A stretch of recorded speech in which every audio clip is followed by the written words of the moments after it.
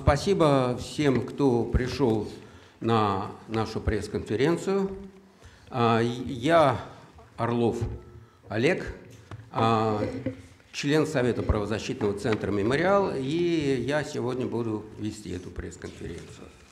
В пресс-конференции все участники пресс-конференции, кроме меня, являются адвокатами и защитниками по так называемому ингушскому делу. То есть они защищают тех или иных фигурантов этого дела. Список вам роздан. Позвольте представить участников пресс-конференции.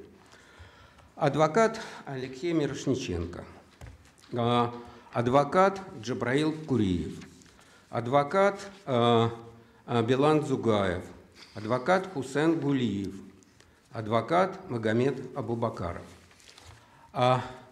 Позвольте мне вначале кратко напомнить, собственно говоря, что такое ингушское дело, о котором мы будем говорить, и с чего оно началось. Собственно говоря, в марте этого года в Ингушетии произошли массовые протесты. 26 числа начался митинг протеста против изменения конституционного закона Республики Ингушетия о референдуме.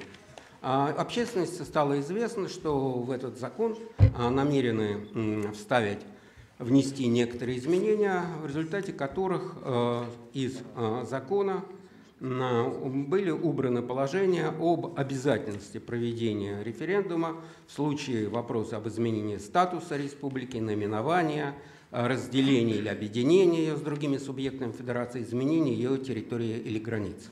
Естественно, на фоне протестов и на фоне споров о границах республики, о административных границах республики, такие намерения властей не могли не вызвать протеста. Собственно говоря, такие намерения были сами по себе уже провокацией.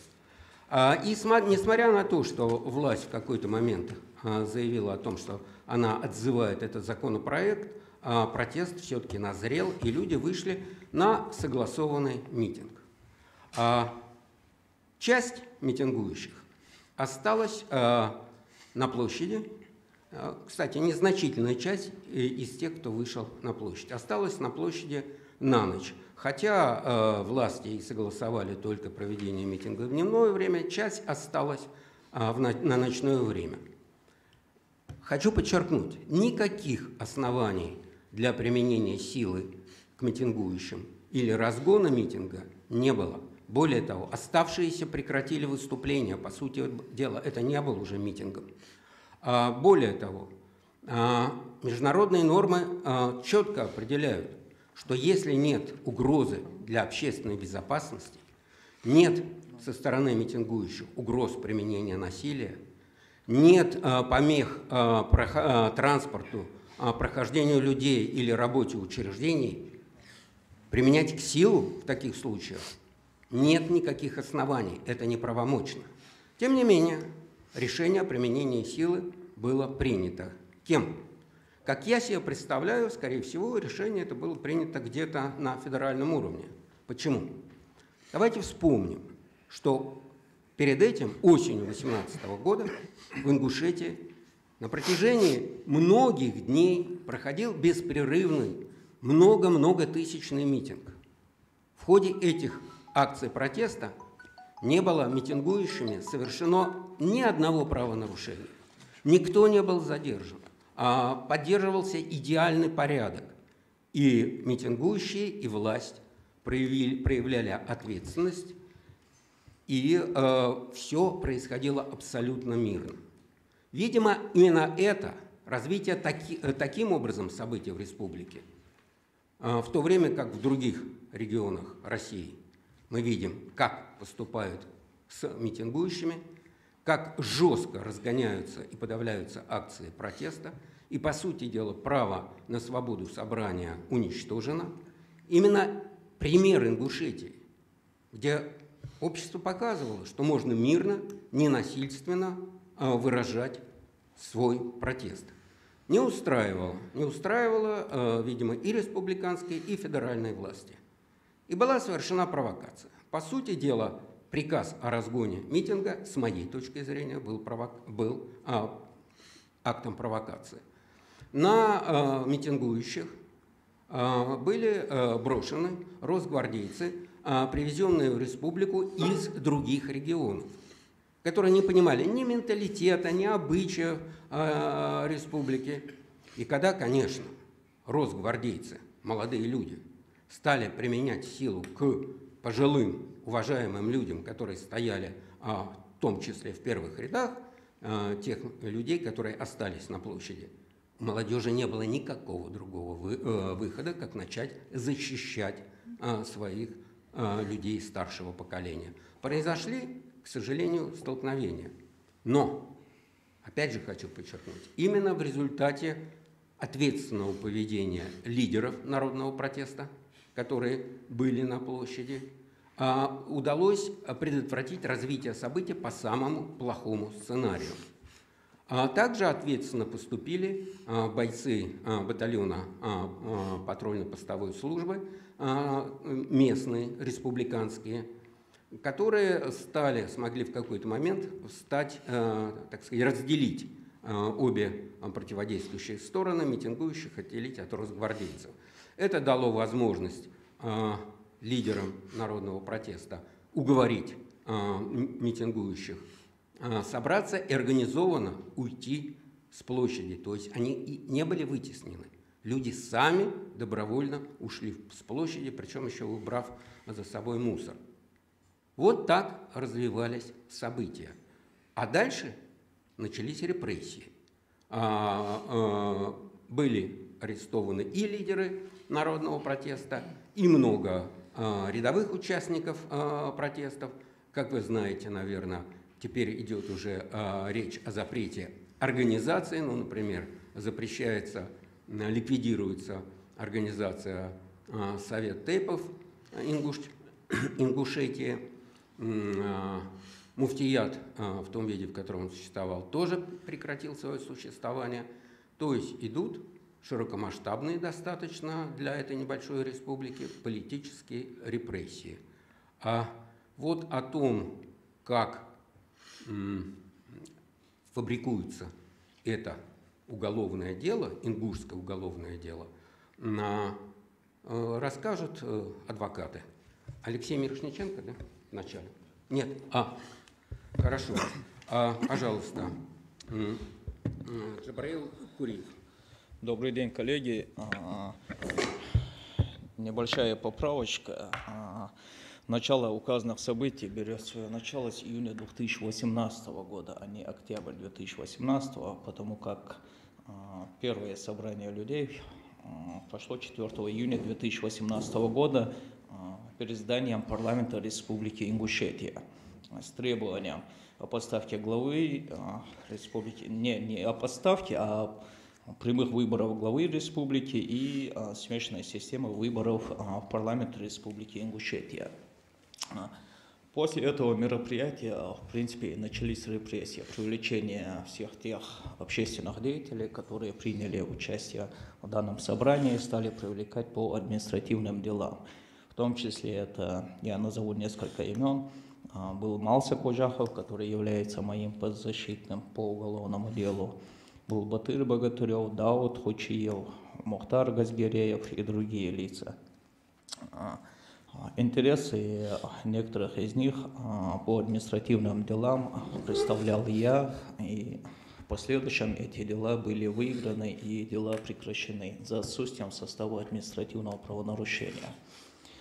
Далее, в 2018 году, в начале октября, как уже было сказано, состоялся митинг. Общеизвестным фактом является то, что данный митинг длился без перерыва 2 недели. Несмотря на это, Малса Гаужахова привлекли по административному делу 6 ноября 2018 года. В отношении Малсига было вынесено постановление Магадским районным судом и был признан в совершении административного правонарушения. по части 5 статьи 20.2. То есть как участник, подчеркиваю, не как организатор, как участник. Далее мною данное постановление было обжаловано, и дело тоже было прекращено, опять же, за отсутствием состава административного правонарушения. Почему я говорю об административных делах? Оно имеет огромное значение, потому как всеми возможными путями данное постановление суда по административным делам активно используется для якобы доказательств по уголовному делу. И всеми возможными путями пытаются привлечь Малсыга Ужахова по части 2 статьи 20.2 КоАП Российской Федерации как организатора, коим он не являлся ни разу. Несмотря на это,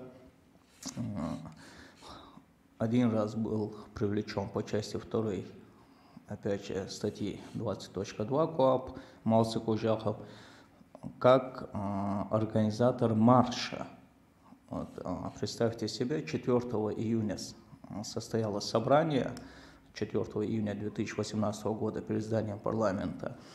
И по этому материалу он проходил как участник митинга. И по этому мероприятию он был оправдан судом. То есть непосредственно председателем Верховного суда Республики Ингушетия Фаргиевым он был оправдан, дело было прекращено за отсутствием состава. Уже в 2019 году, после известных мартовских событий, Малсыга Ужахова привлекают по организатору марша по части 2 статьи 20.2. Опять же, того же мероприятия июньского, 4 июня. То есть всеми возможными путями его пытаются сделать организатором. Опять же, данное постановление мной было обжаловано, дело истребовано и находится в Верховном суде Российской Федерации. Пока что изучают, и по нему результатов нету. Далее. За октябрь 2018 года, 4 июня, было начало митинга двухнедельного, и уже после мартовских событий Малсыга Ужахова привлекают и за 5 октября. То есть это общеизвестный факт, и с юридической точки зрения двухнедельный митинг, оно отнесено к длящимся административным правонарушениям, если таковые имеются. Опять же подчеркиваю, если таковые имеются. Чем отличается длящееся от продолжающегося с юридической точки зрения? Длящееся оно не прекращается в течение определенного периода, недели, 2 недели, месяц. А продолжающееся оно отличается тем, что перерывами. Допустим, да, днем все спокойно, и каждый вечер какое-то лицо ходит с микрофоном по улице, кричит, орет, спать не дают там, в спальных районах и так далее. То есть оно продолжающееся. Днем отдыхает, вечером нарушает. А здесь является общеизвестным фактом то, что митинг длился 2 недели. Сначала привлекли за 4 октября, потом привлекают за 5 октября.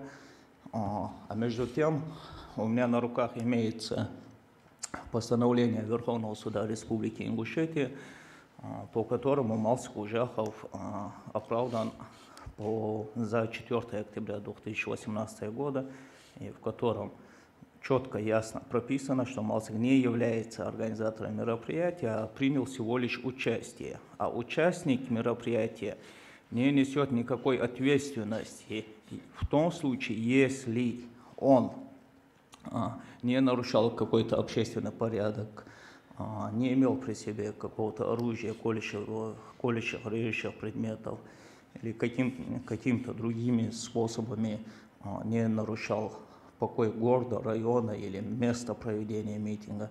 Это все четко прописано в законодательстве. То есть Верховный суд Республики Ингушетия обоснованно пришел к выводу, что в действиях Ужахова нет никаких административных правонарушений. Но между тем, за 5 октября вынесено указанное постановление, и оно тоже на данный момент мной обжаловано и находится, опять же, в Верховном суде Российской Федерации. Материалы рассматриваются. Дела по моим жалобам истребованы. Далее, по самому уголовному делу. Малсега непосредственно самого задержали 19 апреля 2019 года. Задержали его непосредственно у себя дома в Республике Ингушетия и доставили в город Нальчик, где составили протокол непосредственно задержания. Почему я эту тему затронул? Потому как следствие в своем ходатайстве об избрании меры пресечения ссылается на 108-ю статью и как на место задержания город Нальчик, тем самым искусственно меняя подсудность рассмотрения досудебного материала по избранию меры пресечения. Конституционный суд Российской Федерации неоднократно приходил к выводу о том, что местом задержания должно учитываться фактическое его место задержания. Например, я объясню, если Малсега Ужахова около 6 утра 19 апреля задержали и доставили в город Нальчик, то протокол задержания, оно называется на юридическом языке процессуальное задержание, протокол составлен был только к 5 часам 19 апреля вечера. То есть человек 11 часов находился в условиях правовой неопределенности. А этот срок, согласно Конституции Российской Федерации, должен учитываться 48-часовой период, где в судебном порядке должны избирать меру пресечения. То есть, чтобы подсудность поменять и срок себе продлить, нарушение Конституции, на данные нарушения следствие пошло. И суд не обращает внимания на доводы адвокатов, на фактические обстоятельства, на которые защита ссылается. На мой вопрос в суде и следователю о том, что вы же не предполагаете, о том, что Малсег сам явился в Нальчик, в здание ЦП по СКФО, и не пришел в кабинет следователя и не попросил его там составить протокол. Все улыбаются, все знают, но при этом решение принимается абсолютно противоположное. Непосредственно в ходе предварительного следствия защита, я буду говорить за себя, мы сталкиваемся с такими вот, знаете, абсолютно необоснованными решениями со стороны как следствия, так и суда. Во-первых, мною неоднократно заявляются ходатайства по тем или иным причинам, даже по тем материалам, которые должны нас ознакомливать в ходе предварительного следствия. И следствие обязано это делать своевременно. На данные ходатайства нам даже не отвечают месяц-два. При этом нам утверждают, что они в течение 3 суток, как и должно по закону, по 120 статье Уголовно-процессуального кодекса, заявленные ходатайства рассматриваются в течение 3 суток. Но вопреки этим требованиям, следствие в течение нескольких месяцев нам не отвечает. При этом, соответственно, защита принимает соответствующие действия согласно статье 125 Уголовно-процессуального кодекса. Как действия, так и бездействия следователя, следствия, мы обращаемся в суд. При этом мы не с голыми руками идем в суд. До того, как обратиться туда, я направляю запрос Почту России, были ли на мое имя какие-то письма с Ессентуков, с ГСУ, Следственного комитета по СКФО. На что я получаю ответ на мой запрос, что на мое имя никаких писем с данной организации не поступало. И я суд представляю эти документы. Следователь приходит и говорит, мы отослали, мы не знаем. Почта говорит, к ним не поступало. При этом суд говорит, у нас нет основания не доверять следствию. И на каждую нашу жалобу придумывает себе какие-то основания необоснованные и отказывает. Далее. Вопреки установленным правилам, меру пресечения Малсегу Ужахову продлили непосредственно в городе Нальчик, городском суде Кабардино-Балкарской республики. Если даже допустить процессуальное задержание Ужахова на территории города Нальчика, то по правилам, если нет возможности в течение 48 часов доставить его по месту фактического задержания, то есть Республика Ингушетия, что тоже не является проблемой, за час езды там расстояние только 100 километров, за час можно добраться. Допускается избрание меры пресечения непосредственно на месте задержания, но при продлении указанное правило не действует, о чем тоже защитой было заявлено в суде. При этом суд абсолютно не обращает на это внимания. Фактически мы сталкиваемся с тем, что в судах такие фундаментальные нарушения имеют место быть. Вот у меня на руках протокол судебного заседания Ессентукского городского суда на очередном продлении не только меня, но и прокурора, но и Ужахова, самого обвиняемого, лишили права на прения сторон и заключительного слова. Это основание является одним из фундаментальных, которые указаны в судебный акт от 24 сентября 2019 года о продлении срока содержания под стражей Малсига до 25 декабря, является незаконным. Нет ни одного закона, нет ни одного правила, прописанного в законодательстве в Уголовно-процессуальном кодексе, где можно без прений сторон проводить судебное заседание, кроме как рассмотрения жалобы по 125 статье, где непосредственно в диспозиции прописан регламент суда. Данные обстоятельства мной были расписаны в своем апелляционном жалобе, как в основной жалобе, так и в дополнительной, которую я предоставил в Ставропольский краевой суд. Там тоже на это не обращают внимания. То есть человека лишает прений сторон, заключительного слова, но при этом Ставропольский краевой суд говорит, что это все законно обосновано. Помимо этих указаний, в Ессентукском городском суде по рассмотрению ходатайства следствия о продлении срока содержания под стражей, согласно статье 259 Уголовно-процессуального кодекса, должен вестись в обязательном порядке протокол судебного заседания, то есть аудиопротокол, кроме письменного. Для чего введена эта норма? Для того, чтобы суды в последующем в письменном виде не подправляли те ошибки, которые ими были допущены. Сразу после заседания мною было заявлено ходатайство о предоставлении аудиопротокола и письменного протокола, на что я получил абсолютно абсурдный ответ от секретаря суда, что они аудиопротокол не ведут по досудебным материалам, что закон их не обязывает. Как раз таки закон обязывает вести и аудиопротокол, и письменном виде протокол. Но все же я получил письменный протокол, в котором четко, ясно зафиксировано, что прений сторон не было и заключительное слово не предоставляли Ужахову. Тем самым были допущены фундаментальные нормы, которые, безусловно,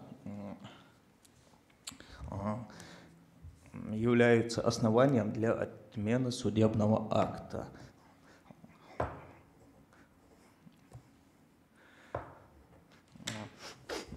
Вот так вот. Вообще мы очень с многими нарушениями сталкиваемся, даже в том плане, что нам следствие не предоставляет ни одного документа, кроме как постановления о привлечении в качестве обвиняемого. И то стараются его нам дать в неподписанном виде. А самому обвиняемому, естественно, они подписывают и вручают. А защитникам пытаются даже дать просто копию, не подписанную. Между тем, 47-я статья Уголовно-процессуального кодекса обязывает следствие предоставлять те документы, с которыми защита должна быть немедленно ознакомлена. Это есть и экспертизы, и постановления, даже в том случае, если мы затребуем непосредственно их показания, которые даны ими во время предварительного следствия, их тоже нам должны выдавать. Следствие нам ссылается на 47-ю статью и говорит, что они не обязаны нам выдавать копии экспертиз.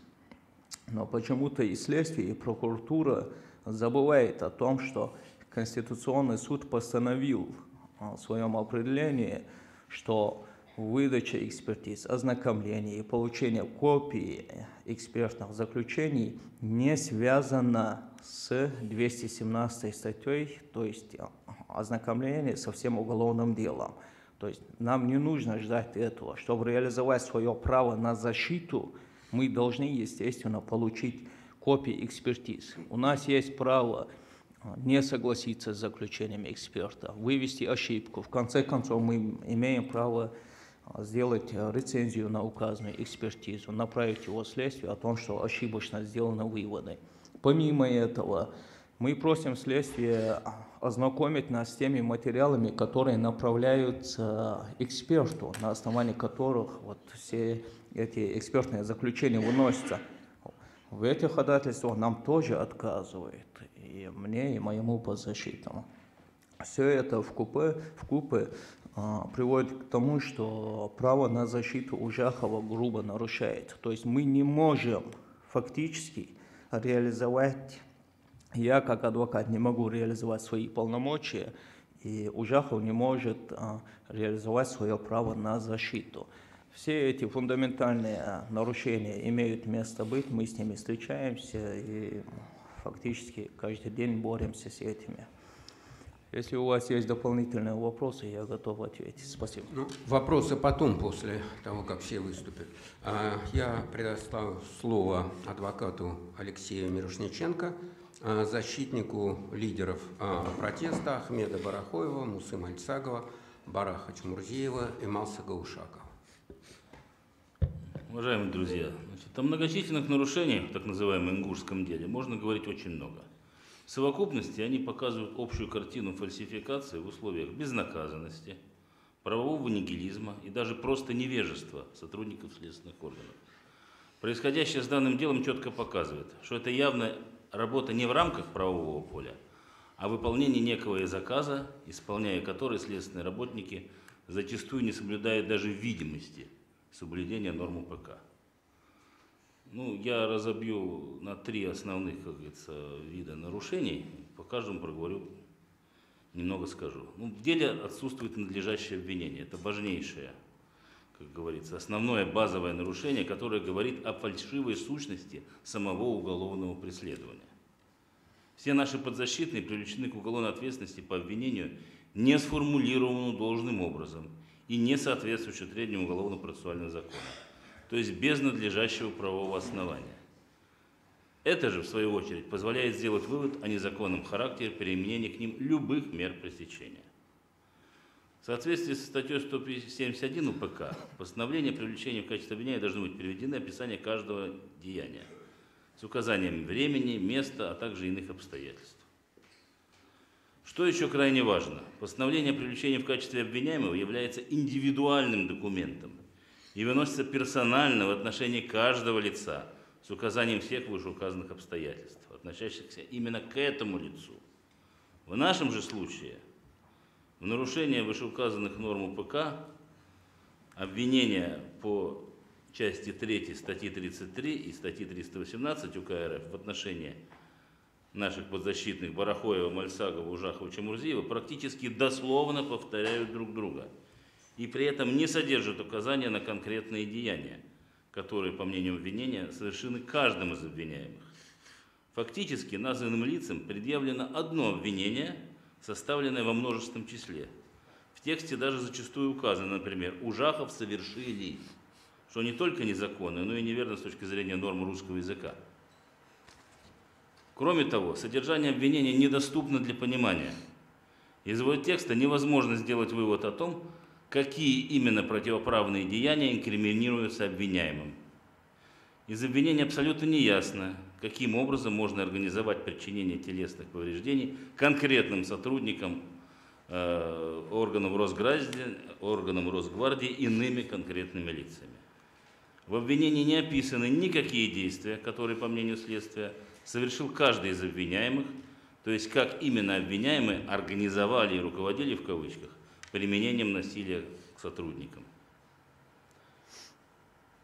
То есть наши подзащитные фактически лишены права знать, в чем они обвиняются, и возражать против обвинения. Из всего изложенного следует один главный вывод. Ненадлежащим образом сформулированное обвинение тождественно его отсутствию как таковому. Следующая группа нарушений, на которые бы хотелось обратить внимание. Нет, давайте так. Дополнительно следует обвинение, еще Ужахов у нас обвиняется по статье 239. Это, как говорится, действие, то есть Совет Тейпов, который он возглавлял, объявлен фактически экстремистской группировкой. Постановление о привлечении его в качестве обвиняемого в этой части также нарушает требования статьи 171 о наличии достаточных доказательств, дающих основания для определения обвинения. В соответствующем постановлении отсутствуют указания на какие бы ни было противоправную деятельность возглавляемым организацией Совет Тейпов. Содержание там описания якобы противоправных деяний касается лишь действий самого Ужахова по размещению видеообращений в сети интернет, но никак не связано с деятельностью возглавляемой им некоммерческой организации. Более того, в самом обвинении верно утверждается, что организация была создана и действовала в соответствии с законом и с законными целями, что само по себе исключает возможность обвинения в обратном. Кроме того, в постановлении не приведены данные о месте, времени, обстоятельствах предполагаемого совершения Ужаховым инкриминируемых ему деяний. Вместо этого использованы такие формулировки, как в неустановленное следствием время, в неустановленном месте, при помощи неустановленных в ходе предварительного следствия лиц.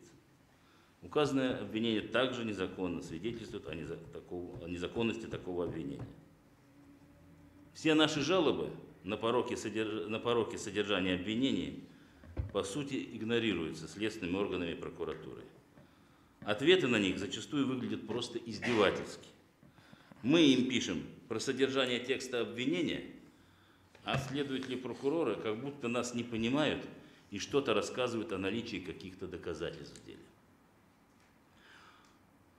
Вот далее я расскажу о некоторых иных нарушениях, которые в совокупности образуют сплошное попрание прав на защиту. Следствием грубо нарушается право обвиняемых на защиту и права их защитников. В чем это выражается? Руководителем следственной группы, следователем Нарыжным, запрещен прием другими следователями на руки заявлений и ходатайств адвокатов. Организованный прием адвокатов не в городе Ессентуки, где расположен следственный орган, не в городе Нальчик, где большая часть обвиняемых находится, не в городе Магаз, где якобы происходит расследование, не производится. Следователи не сообщают по просьбе защитников ни контактных номеров телефонов, ни иных способов оперативной связи с ними. Сам Нарыжных от каких-либо контактов с защитниками просто уклоняется. Единственным доступным для защитников способом коммуникации со следствием является Почта России. Однако полученные таким образом заявления и ходатайства сотрудниками следственных органов рассматриваются в порядке рассмотрения обращений граждан. То есть это в месячный срок, что недопустимо в рамках уголовного процесса, потому как все ходатайства должны рассматриваться незамедлительно или в течение 3 суток. Все это является прямым нарушением положения законодательства и существенно затрудняет реализацию обвиняемых своих законных прав. В результате такой извращенной коммуникации защитники надлежащим образом и вовремя не уведомляются о предстоящих следственных действиях, чем также нарушаются права последних. Ну, еще мне хотелось бы остановиться на следующем моменте. Это тема нарушения территориальной подсудности материалов, связанных с обжалованием действий следователя, избрания и продления сроков содержания под стражей. Этой темой вот лично я занимался особенно много, писал соответствующие жалобы в Генеральную прокуратуру, где ставил вопросы о проверке действий следователя Нарыжного и других должностных лиц на предмет наличия в них составов преступлений, предусмотренных статьей 285 Уголовного кодекса. Мы при этом полагаем, что в этом деле не следует дожидаться некого, я бы сказал, момента истины, то есть когда уголовные дела попадут в суд для рассмотрения по существу. Эти нарушения следует фиксировать по мере выявления и сразу обжаловать в различные инстанции, чтобы пороки расследования были очевидны уже до рассмотрения этих дел в судах. На первый взгляд кажется, что эти вопросы не имеют принципиального значения, все суды вроде одинаковые, и якобы нет разницы, где эти дела рассматриваются. Но это только на первый взгляд. Есть такое понятие, как право на справедливый суд. Это вот в статье 6 Конвенции о защите прав человека, статья 6, так и называется, право на справедливое судебное разбирательство.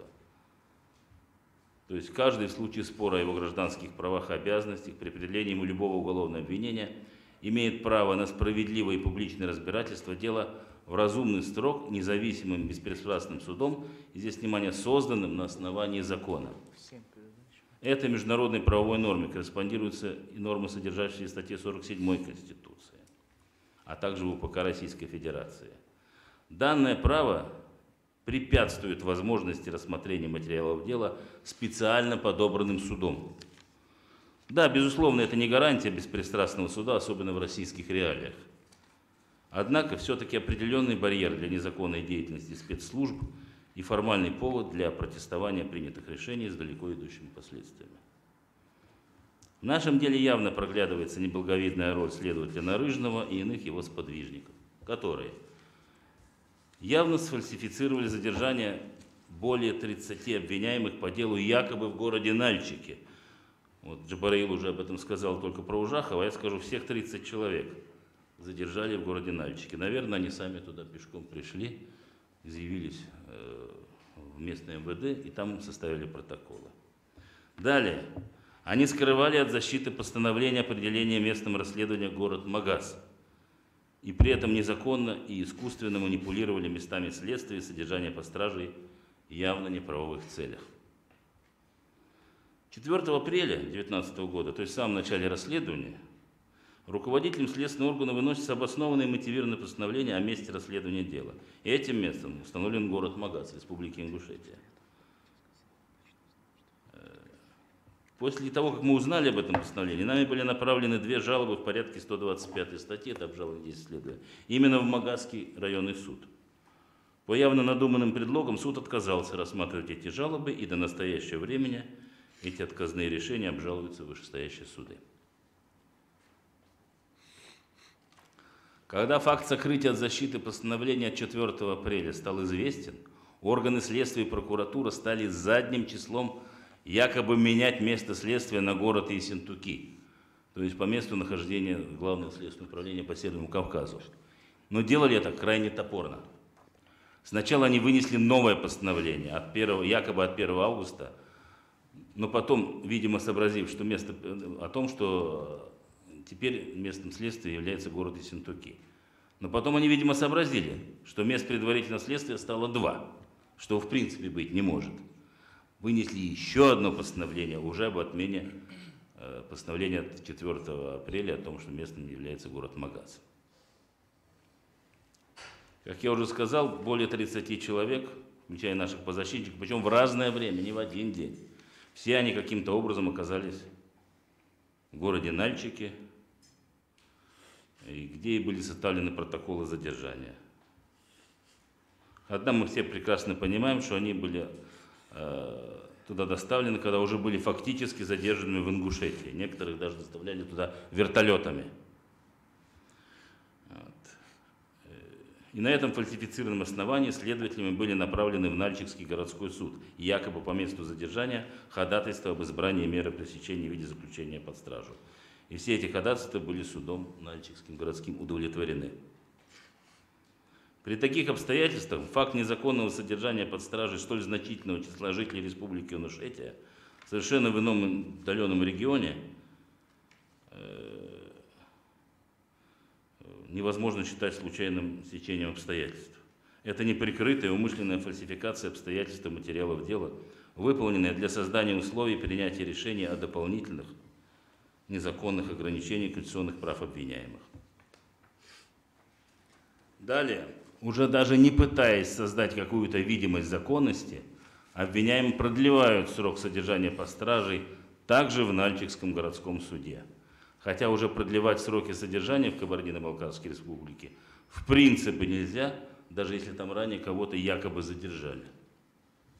А в отношении Ужахова и Барахоева этот букет нарушений усугублен еще и тем, что они в это время в отсутствии каких-либо законных оснований незаконно содержатся вообще в СИЗО города Владикавказа.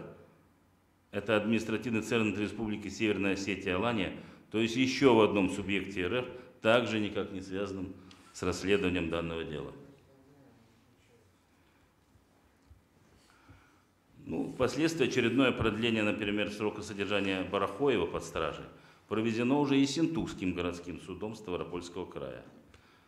Но опять же, не по месту предварительного следствия, то есть в городе Магаз, и не по месту незаконного их содержания под стражей в городе Владикавказ. Для этого Барахоева вывезли в ВВС МВД РФ по городу Ессентуки более чем за 200 километров от места следствия, под явно надуманным и ложным предлогом, якобы для ознакомления с постановлением о назначении экспертизы, которое при этом было вынесено в городе Магасе. Иная, скрываемая цель следствием вывоза Барахоева в Ессентуки, подтверждается тем, что это сделали еще 2 августа, причем тайно, не уведомив защитников ни о вывозе, ни о намечаемых процессуальных действиях, что априори исключало возможность их производства. Они и не производили эти следственные действия до самого дня судебного заседания по рассмотрению ходатайства о продлении срока. Значит, его вывоз в город Ессентуки был заведомо незаконным, осуществлен исключительно для создания ложной видимости места содержания под стражей. Не говоря уже о том, что ИВС в данном случае, согласно закону о содержании под стражей подозреваемых обвиняемых, вообще не является законным местом содержания под стражей, ввиду явного отсутствия законных оснований перевода обвиняемого, содержавшегося в СИЗО. Эти манипуляции невозможно объяснить ничем иным, кроме стремления к обращению в специально подобранный суд. Особенно после того, как Верховный суд Кабардино-Балкарии одним из своих апелляционных постановлений указал на неэффективность расследования и необоснованное затягивание следствия, сократив продленный судом первой инстанции срок содержания Барахоева до другой даты.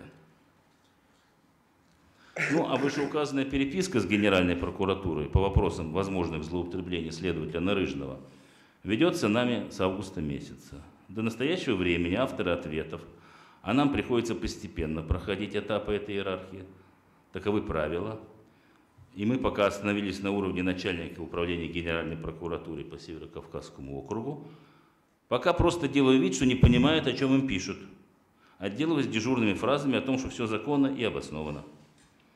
Остается писать дальше, пока не дойдем до самого генерального прокурора. Может, ему стыдно будет тиражировать удивительные перлы своих подчиненных.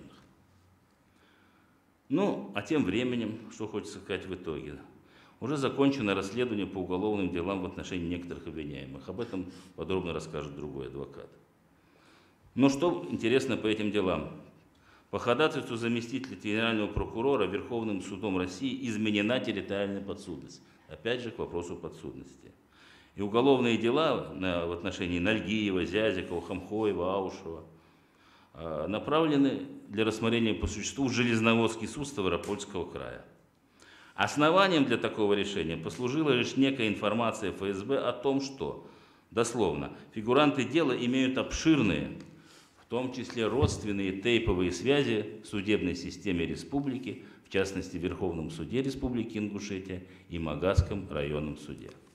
Мало того, что такая неконкретная информация в принципе не может быть источником доказательств и не содержит в себе реальных сведений о необходимости изменения подсудности, заменяя их абсолютно декларативными заявлениями. Одна еще это решение представляет из себя недопустимое отношение к населению Республики Ингушетия, как я бы сказал, как к туземному населению, судебные органы которой якобы не могут и не способны отправлять правосудие по таким делам на веренной территории. От такого подхода, я бы сказал, даже попахивает обычным расизмом.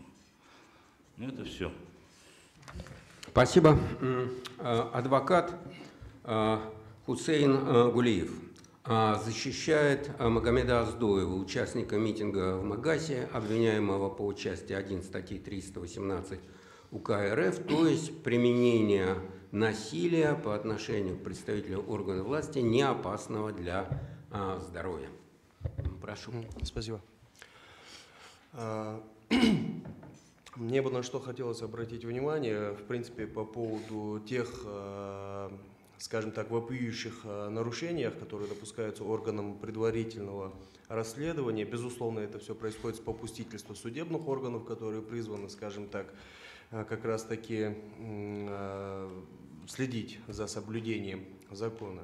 Я сейчас поясню конкретно по ситуации, касаемой Оздоева Магомеда Абуязитовича. Это один из фигурантов уголовного дела, который, скажем так, находится в числе тех людей, в отношении которых уголовные дела выделены в отдельное производство. То есть на сегодняшний день у нас одно основное уголовное дело, по которому проходит, скажем так, лица, которых следственный орган позиционирует как организаторов применения насилия. То есть из этого уголовного дела выделяются в отдельное производство уголовные дела в отношении конкретных молодых людей, которые,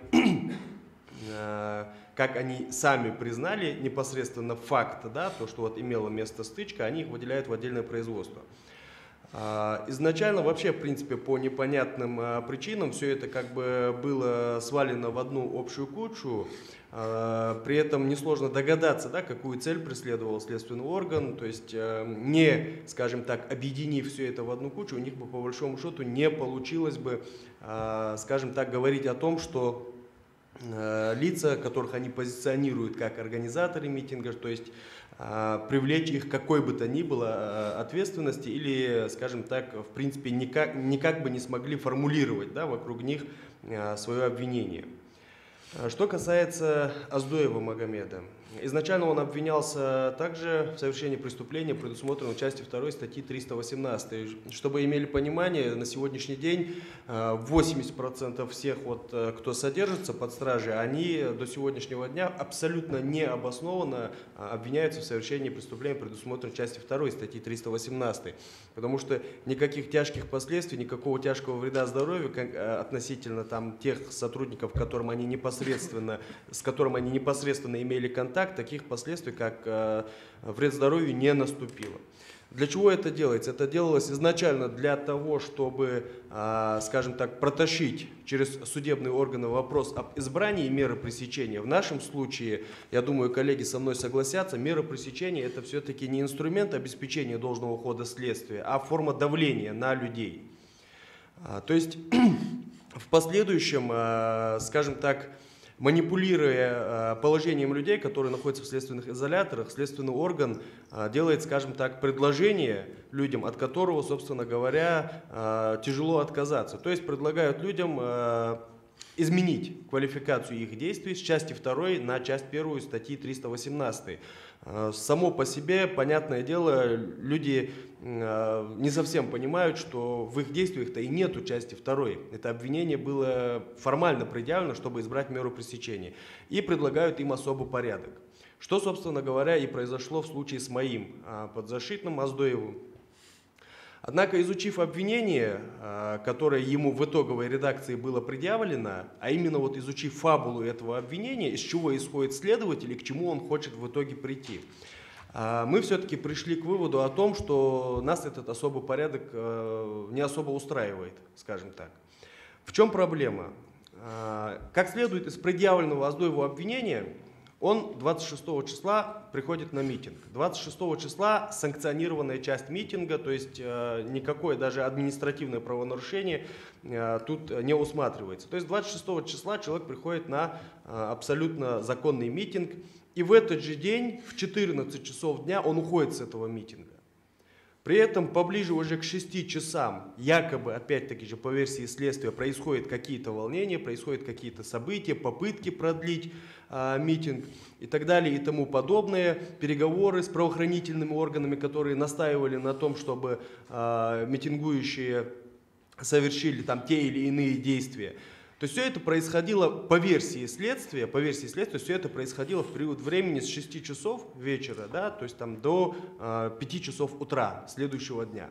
При этом в обвинении моего подзащитного расписано, что он в 14 часов дня уходит с площади по своим личным делам и возвращается на эту площадь только в 7 часов утра следующего дня. При этом фабула обвинения. находясь на площади, то есть следователь в этом обвинении вступает сам с собой в противоречие. То есть он указывает, что человек ушел, что его не было. Потом расписывает на 40 листах действия тех или иных третьих лиц, которые оставались на площади, опять-таки же, если они действительно имели место. Что само по себе, ну, на мой взгляд, исходя в частности из материалов уголовного дела, абсолютно необоснованный вывод. И указывает, что, следуя их призывам, этот человек, вот, вернувшись на следующий день, что-то там совершил. Безусловно, вот касаемо этой позиции, мы следователю заявили свое мнение по этому поводу. Право на особый порядок – это, скажем так, привилегия для человека, который признал свою вину. Мой подзащитный в данном случае признал сам факт. То есть он признает тот факт, что имела место стычка с правоохранительным органом. По этому поводу он не дает пояснения. Обращу ваше внимание, абсолютно идентичная ситуация по всем остальным людям, там 6 человек еще, в отношении которых выделены уголовные дела, но большинство из них на сегодняшний день, я так понимаю, ими заявлено ходатайство о проведении судебного разбирательства в порядке особого судопроизводства. При этом люди исходят из чего? Люди исходят из того, что я же в своих показаниях не говорю, что вот меня там кто-то призвал, или я его слушал, или там, допустим, он все это организовал.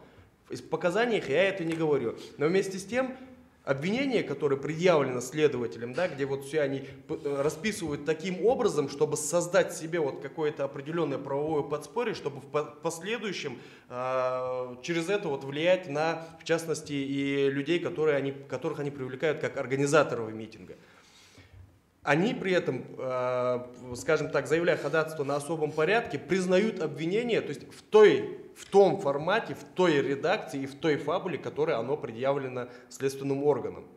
В данном случае, если дело рассматривается в порядке особого судопроизводства, то на показания этих людей, которые лежат в деле, никто не обратит никакого внимания в силу одной простой причины. Их никто исследовать в суде не будет, и до них дело просто не дойдет. То есть суд пройдет в таком порядке, что огласят обвинение в той редакции, которую написал следователь. Подсудимый встанет и скажет: я признаю свою вину. При этом у него в подсознании будет, что он абсолютно никаких показаний против кого бы то ни было не давал. А судья вынесет приговор и напишет, что точно так же, по большому счету, как у нас сплошь и рядом происходит, скопирует обвинение, перенесет его в приговор. Собственно говоря, суду это очень удобно. Он избавлен от необходимости расписывать показания свидетеля, которые даны в ходе судебного следствия или там на этапе предварительного следствия. Ничего абсолютно делать не надо.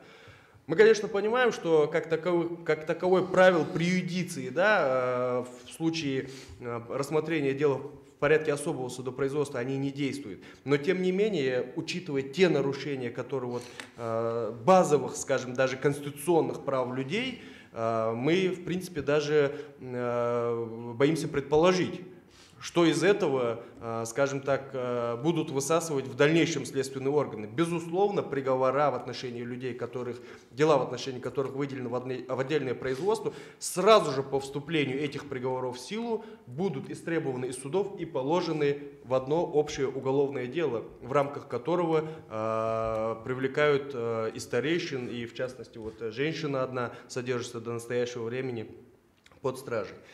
Я вам приведу выдержку из постановления о выделении уголовного дела. То есть, чтобы было просто понимание. Вот следователь, приходя к выводу о том, что имеются основания для выделения уголовного дела в отношении Оздоева в отдельное производство, приводит вот такой вот вывод. Что в ходе предварительного следствия проведены все необходимые следственные действия, получены якобы достаточные доказательства, подтверждающие вину Оздоева. И дальше вот фраза: кроме того, преступные действия Оздоева являются самостоятельными и не связаны никак с действиями других организаторов и участников массовых беспорядков. То есть само по себе, изначально понимая, что сам по себе отдельный человек на этой площади действует как индивид, действует с учетом сложившейся непосредственно вокруг него обстановки, а не с учетом того, что какие-то распоряжения ему сверху поступают. Тем более мы все прекрасно понимаем, решение о разгоне митинга, оно, собственно говоря, было мгновенным, моментальным, и какие-то действия организовывать, кого-то выстраивать, там в принципе возможностей даже таковых не было. Еще один немаловажный момент, на мой взгляд. Вот большинство людей, которые на сегодняшний день содержатся под стражей, которых обвиняют в непосредственном применении насилия, да, представителям власти, эти люди, собственно говоря, в ночь с 26 на 27 на площади не находились. Большая часть этих людей, уйдя домой 26 числа вечером, 27 числа с утра возвращается на эту же площадь. При этом надо понимать, что изначально заявка-то на 3 суток была подана, то есть на 3 дня с 10 до 6. Люди возвращаются на площадь, где проводится митинг. При этом на самой площади царит такая атмосфера, что вот-вот сейчас вот силовые структуры начнут разгон митинга. При этом людей, которые идут в сторону этой площади, в больших количествах людей, то есть не просто 1-2 человека, их беспрепятственно пропускают на эту площадь. То есть люди проходят, их никто не останавливает, им никто не говорит, здесь несанкционированная часть митинга там, или еще что-то. Никто не говорит, что, возможно, здесь сейчас беспорядки будут. Люди беспрепятственно проходят на территорию. Что опять-таки же говорит о том, что в сознании людей, когда они возвращаются на эту площадь, да, как раз-таки, как вчера был митинг, да, вот выступление, кто-то будет выступать, кто-то будет говорить, кто-то будет слушать. То есть люди возвращались именно вот с этими намерениями. По большей части, конечно, я не буду сейчас акцентировать внимание на тех или иных процессуальных нарушениях, которые допускаются в ходе предварительного расследования. Единственное, что я скажу, в случае с Оздоевым, скажем так, номер с особым порядком у следственного органа не прошел. То есть мы на сегодняшний день не ходатайствовали о применении особого порядка судопроизводства, и при этом мы заявили следователю ходатайство, что неверно составленное и противоречащее обвинение с самим выводом следователя, то есть следователь в постановлении о привлечении в качестве обвиняемого, моего подзащитного непосредственно, приводит взаимоисключающие выводы. То есть здесь он говорит, человек ушел, его здесь нету, а здесь он говорит, что вот путем вот каких-то призывов.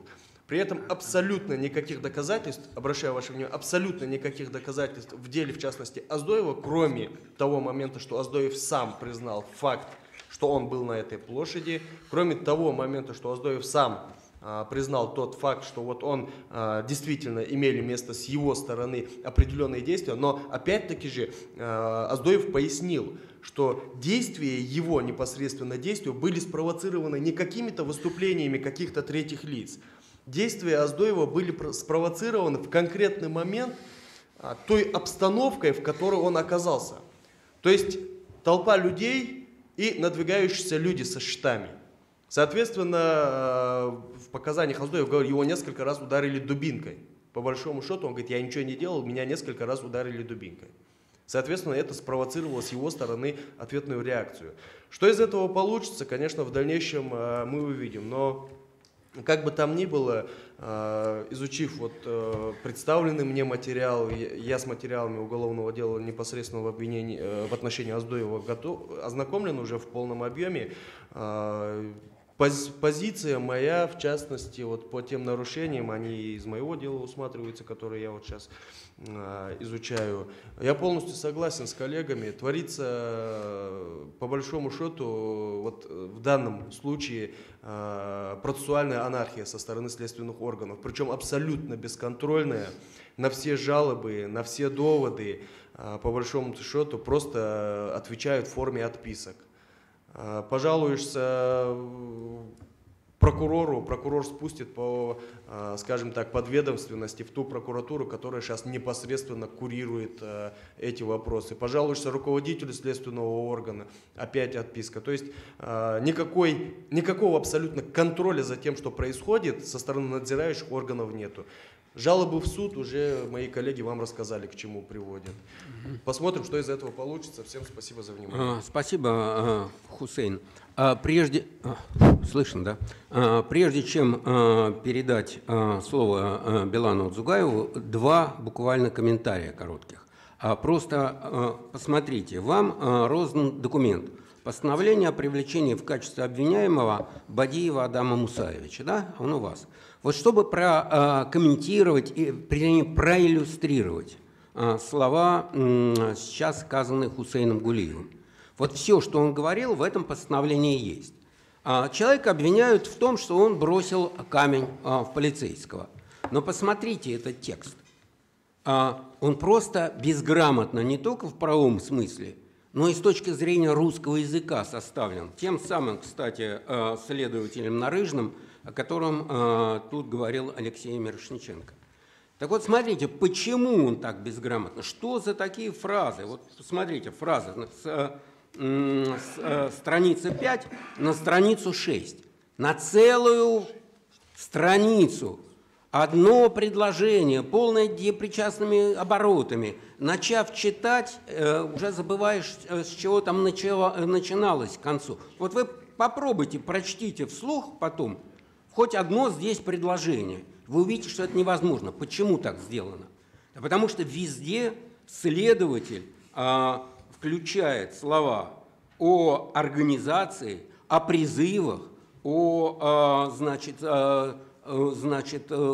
разжигании вражды со стороны, и дальше перечислены: Барахоев, Ужаков, Погоров, Чемурзиева, Мальсагов, Саутиева, Нальгиев, Хаутиев. Да? И так в каждую фразу засовывает следователь. Все время политическая вражда и призыв каких-то организаторов. Вот это попытка искусственно создать какое-то дело о организованной группе, которая все это организовала. Вот понимаете, и вот то, о чем говорил только что Хусейн, давая человеку возможность идти на особый порядок, человек вот такой текст подписывает, он признает, что он бросил, да, камень. Представим себе, в данном случае Бадеев не признает это, и нет никаких доказательств. Ну вот представим себе, какой человек признает. Да, но больше ничего. Но в обвинительном заключении и в обвинении, которое ему предъявляется, вот это есть, эти все искусственно выдуманные, написанные фразы о некоторой организованности, и действовал он под влиянием этих лиц. Понимаете? Вот это и есть та уловка, о которой говорил Хусейн, та попытка искусственно создать дело и навязать вот такой подход тем, кто согласится на особый порядок. Опасная ситуация. Извините, да?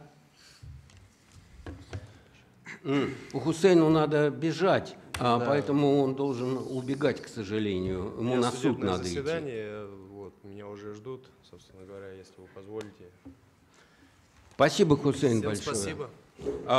Предоставляю слово адвокату Белану Зугаева, защитники Зарифа Саутиевой, члены Ингушского комитета национального единства. Как раз Зарифа и среди тех обвиняемых, которым обвиняют часть вторую, заметим, вторую 318 статьи, то есть причинение насилия опасного для здоровья по отношению к представителям власти через организацию, через статью 33. Пожалуйста. Приветствую, друзья. Зарифа Саутиева. Я бы хотел сказать сначала, кто она такая. Кратко, я долго не буду выступать. В процессуальные тонкости не буду вот это все входить.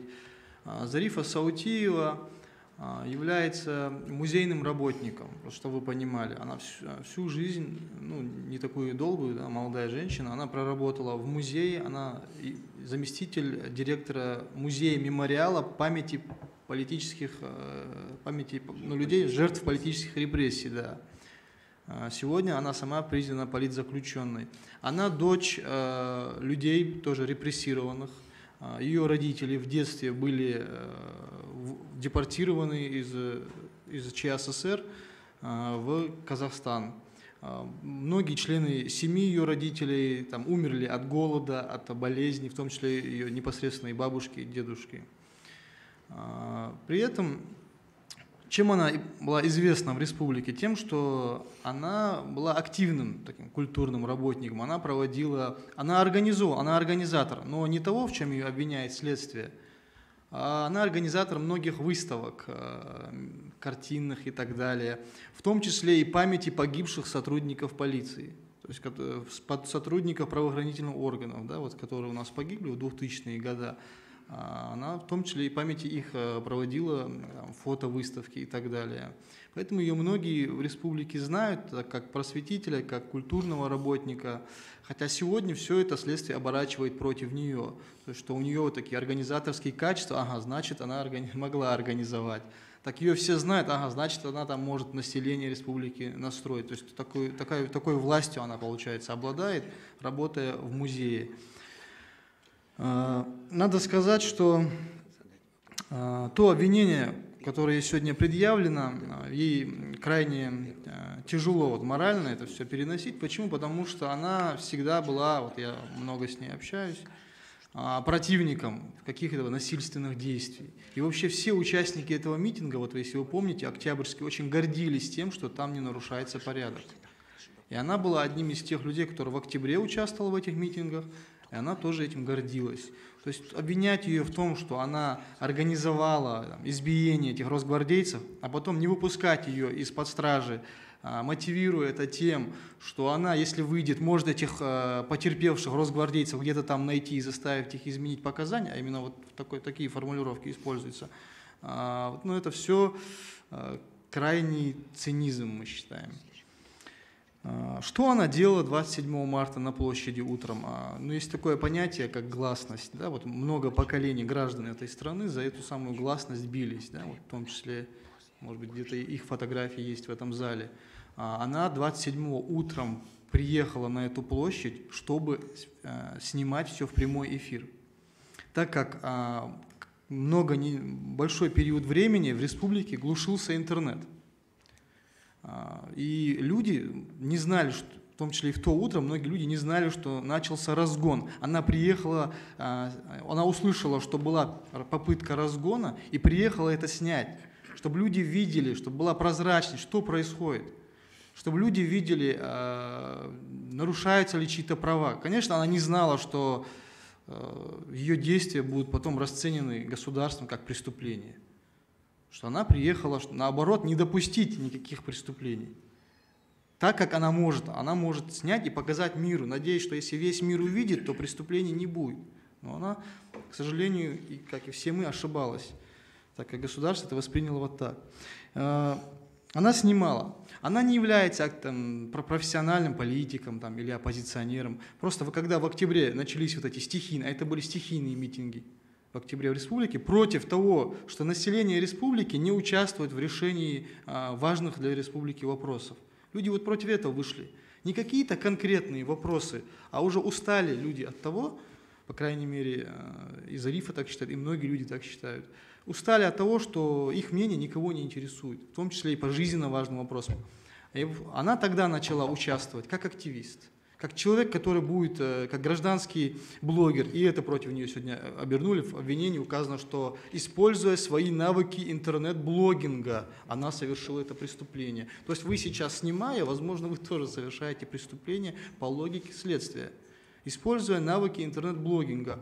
Против нее обернули все, даже то, что она женщина. С самим фактом своего нахождения как женщины на митинге, обязывая мужское население любым способом обеспечить свою безопасность. Вот такая формулировка обвинительным в постановлении о привлечении. То есть то, что она женщина, вот она из-за этого она подогревала толпу, взывая к чувству национального единства. Ну, такие формулировки, честно сказать, не ожидали мы встретить все это в таком серьезном документе, как постановление о привлечении в качестве обвиняемого. Ну, не должно быть там таких вот фраз, скажем так. Почти беллетристика, в общем. Вот что она делала. Она снимала в то утро. Вот в этом ее преступление. Кратко скажу дальше, как все происходило. 3 апреля к ней утром ворвались сотрудники полиции. Мы говорим ворвались, почему? Потому что это невежливо постучали, это перепрыгивают через заборы, подъезжают Уралы и, в общем, страшно пугают. Да? Там у нее в доме были маленькие дети, там это семья ее брата, она с братом живет. После чего в масках просто берут, заталкивают и куда-то увозят. Я в то утро подъехал туда, и ко мне люди вышли некие в масках, никто не захотел представляться, никто не захотел предъявлять мне адвокату удостоверение. На мой вопрос, куда вы, что вы сделали с человеком, кто вы вообще такие, мне сказали, мы не справочное бюро, ну разбирайся, ищи сам. Ну, естественно, я обратился в полицию и так далее, что вот неизвестные люди похитили человека. Ну, полиция, конечно, разбираться не стала. В этот день ее продержали до вечера, в итоге просто оштрафовали. Судья Магасского районного суда, опять же, я участвовал в этом заседании, когда уже нашел ее ближе к вечеру в суде, просто нашел, так сказать, по мне, люди просто позвонили, сказали, вот ты ищешь ее, да, вот она в суде. Я приезжаю туда, она там вроде бы и никем не арестована, и не задержана, но фактически в окружении 4 сотрудников полиции, да, вот как особо опасный преступник. Хотя, в общем, на мои возражения судья, а в чем ее преступление, правонарушение, тогда речь шла об административном правонарушении. Мне сказали, ну она же там участвовала, она там была. При этом в материале было указано, что сотрудники полиции просили людей разойтись до 4:30 утра. Она приехала туда позже. Соответственно, она даже не слышала, что кого-то просили разойтись. Я судье на это указал. Но судья проигнорировал, и максимальное наказание там, до 20 тысяч рублей, 20 тысяч рублей. То есть это о вопросе связи с судьями, родственной связи с судьями. Ну, максимально тогда всех оштрафовали. Где здесь клановость и так далее? Судьи никого не пожалели. В том числе и людей, у которых зарплата 15 тысяч рублей, там 16 тысяч рублей в регионе, да, ему 20 тысяч штраф, кому-то и 150 тысяч штраф дали, Малсугу Ужахову и так далее. Вот 3 апреля, и потом отпустили. И уже, в тот день многих и не отпустили. Вот ее отпустили, и 12 июля ее задерживают, опять же, и 13 июля начинается заседание, и 15 июля уже ей избирают меру пресечения. Как ей избирают меру пресечения? В основу кладут документы, которые, по мнению следствия, доказывают ее причастность к организации избиения. Какие документы? Кратко я один документ просто назову. Это экспертиза лингвистическая. Вот тех самых слов, которые она произносила, снимая в прямой эфир. Опять же, вот возвращаемся к этому. Какие слова? Она кричала, она просто видела, когда началась потасовка, она начала кричать. Ну не кидайте стулья, она кричала. Кто-то кидал стулья в сторону сотрудников полиции. Она кричала, не кидайте стулья. Я судье объясняю. Ваша честь, говорю, если я не понимаю, я говорю, в чем суть? Почему? Если бы она кричала, кидайте стулья, я понял бы, почему мы здесь собрались. Она говорит, не кидайте стулья. Она говорит, не напирайте. Более того, в этой экспертизе был заведомо ложный перевод был некоторых ее слов. Там были металлические заграждения, которые стояли между полицией и протестующими. Они упали. Она говорит кому-то, ну, там люди бегают, она говорит, поднимите эти заграждения, выровняйте их. Она говорит, выровняйте их по-ингушски. В экспертизе перевели так, скажите ребятам, что выравнивались и отходили назад. Я владею ингушским языком в совершенстве, да, я понимаю, что она говорит. И эксперт, если он владел бы, или он не владеет, или это заведомо ложного перевода осуществил. Поэтому мы требовали эту экспертизу, мы требовали право ознакомиться с ней, мы требовали заново провести эту экспертизу, нам во всем отказали, или вообще игнорируют наше ходатайство, об этом уже все говорили. Вот так, притом даже не совсем грамотно была эта экспертиза. Да? В экспертизе указано, данное высказывание Саутиевой не имеет конкретного адресанта. Адресат – это к кому обращается? Вот это хотел сказать эксперт. То есть не имеет конкретного лица, к которому она обращается. Но пишет адресанта. Адресант – это тот, кто обращается. Фактически они говорят, данные высказывания Саутиевой никто не произносил. Это в экспертизе, это вроде мелочи, но на основе этих мелочей человек сегодня 4 месяца под стражей сидит. И судья все это, конечно, проигнорировал. Это просто один момент, мы там много чего указывали. Как продлевалась мера пресечения? Судья 2 часа слушал просто целый корпус наших возражений, после чего сказал, вы это все вопросы, вы сейчас вины и невиновности здесь обсуждаете, это меня не касается, и, в общем, продлить. То есть оставить в силе. Как продлевалась мера пресечения? Вот как здесь уже рассказывали, судья даже где-то не удалилась в совещательную комнату, где-то последнее слово не дала. Это все нормально. Мы, честно говоря, были поражены тем, как проходят суды в Ставропольском крае. Я после этого похвалил наших ингушских судей. Я говорю, вы, оказывается, хорошо работаете по сравнению с тем, что мы там увидели. Вот так все это происходит, к сожалению. И обо всех нарушениях долго говорить мы не будем говорить. Просто мы хотим сказать, последний раз, последнее завершаю, продлевали срок содержания под стражей, в основу всего легли справки ЦП. Справки ЦП не могут быть основанием для продления. Это просто сотрудник полиции там сел, напечатал, распечатал, подписал и принес в суд. Это не доказательство, чтобы человеку оставлять под стражей. В этих справках, в том числе, была явно ложная информация. Например, что Саутиева участвовала на Икажевском кругу в столпотворении.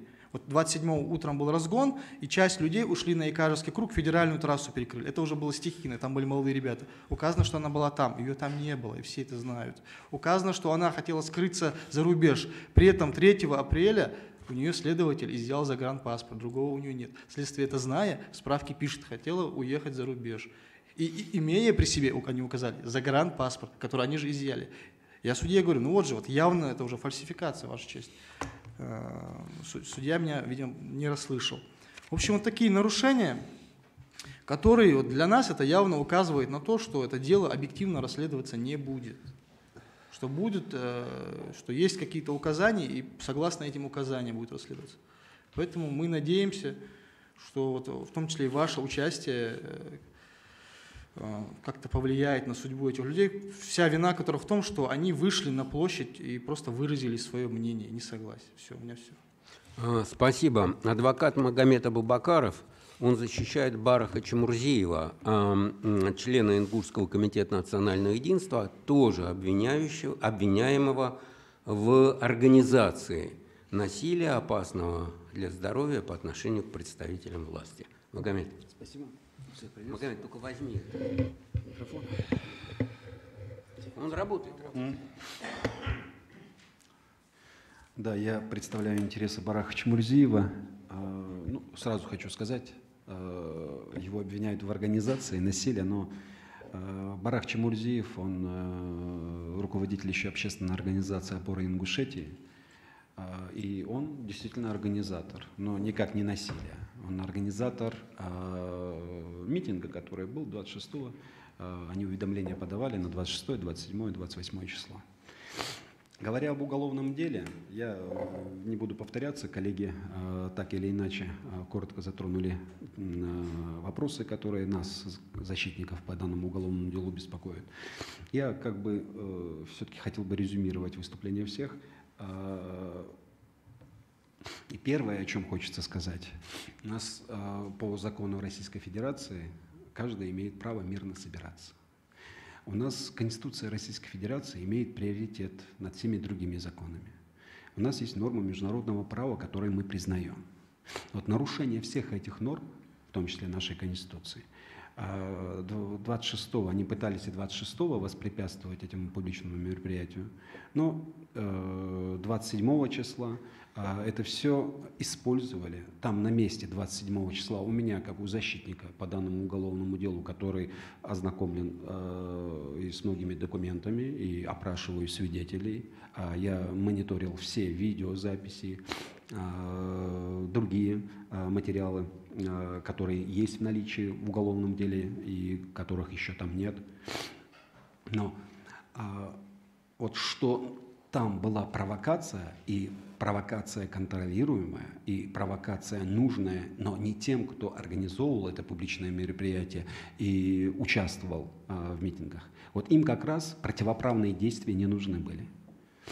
Правильно здесь отразили, что на протяжении всего длительного, да, это же не началось там в марте месяце, это началось еще в 2018 году, с лета, с осени.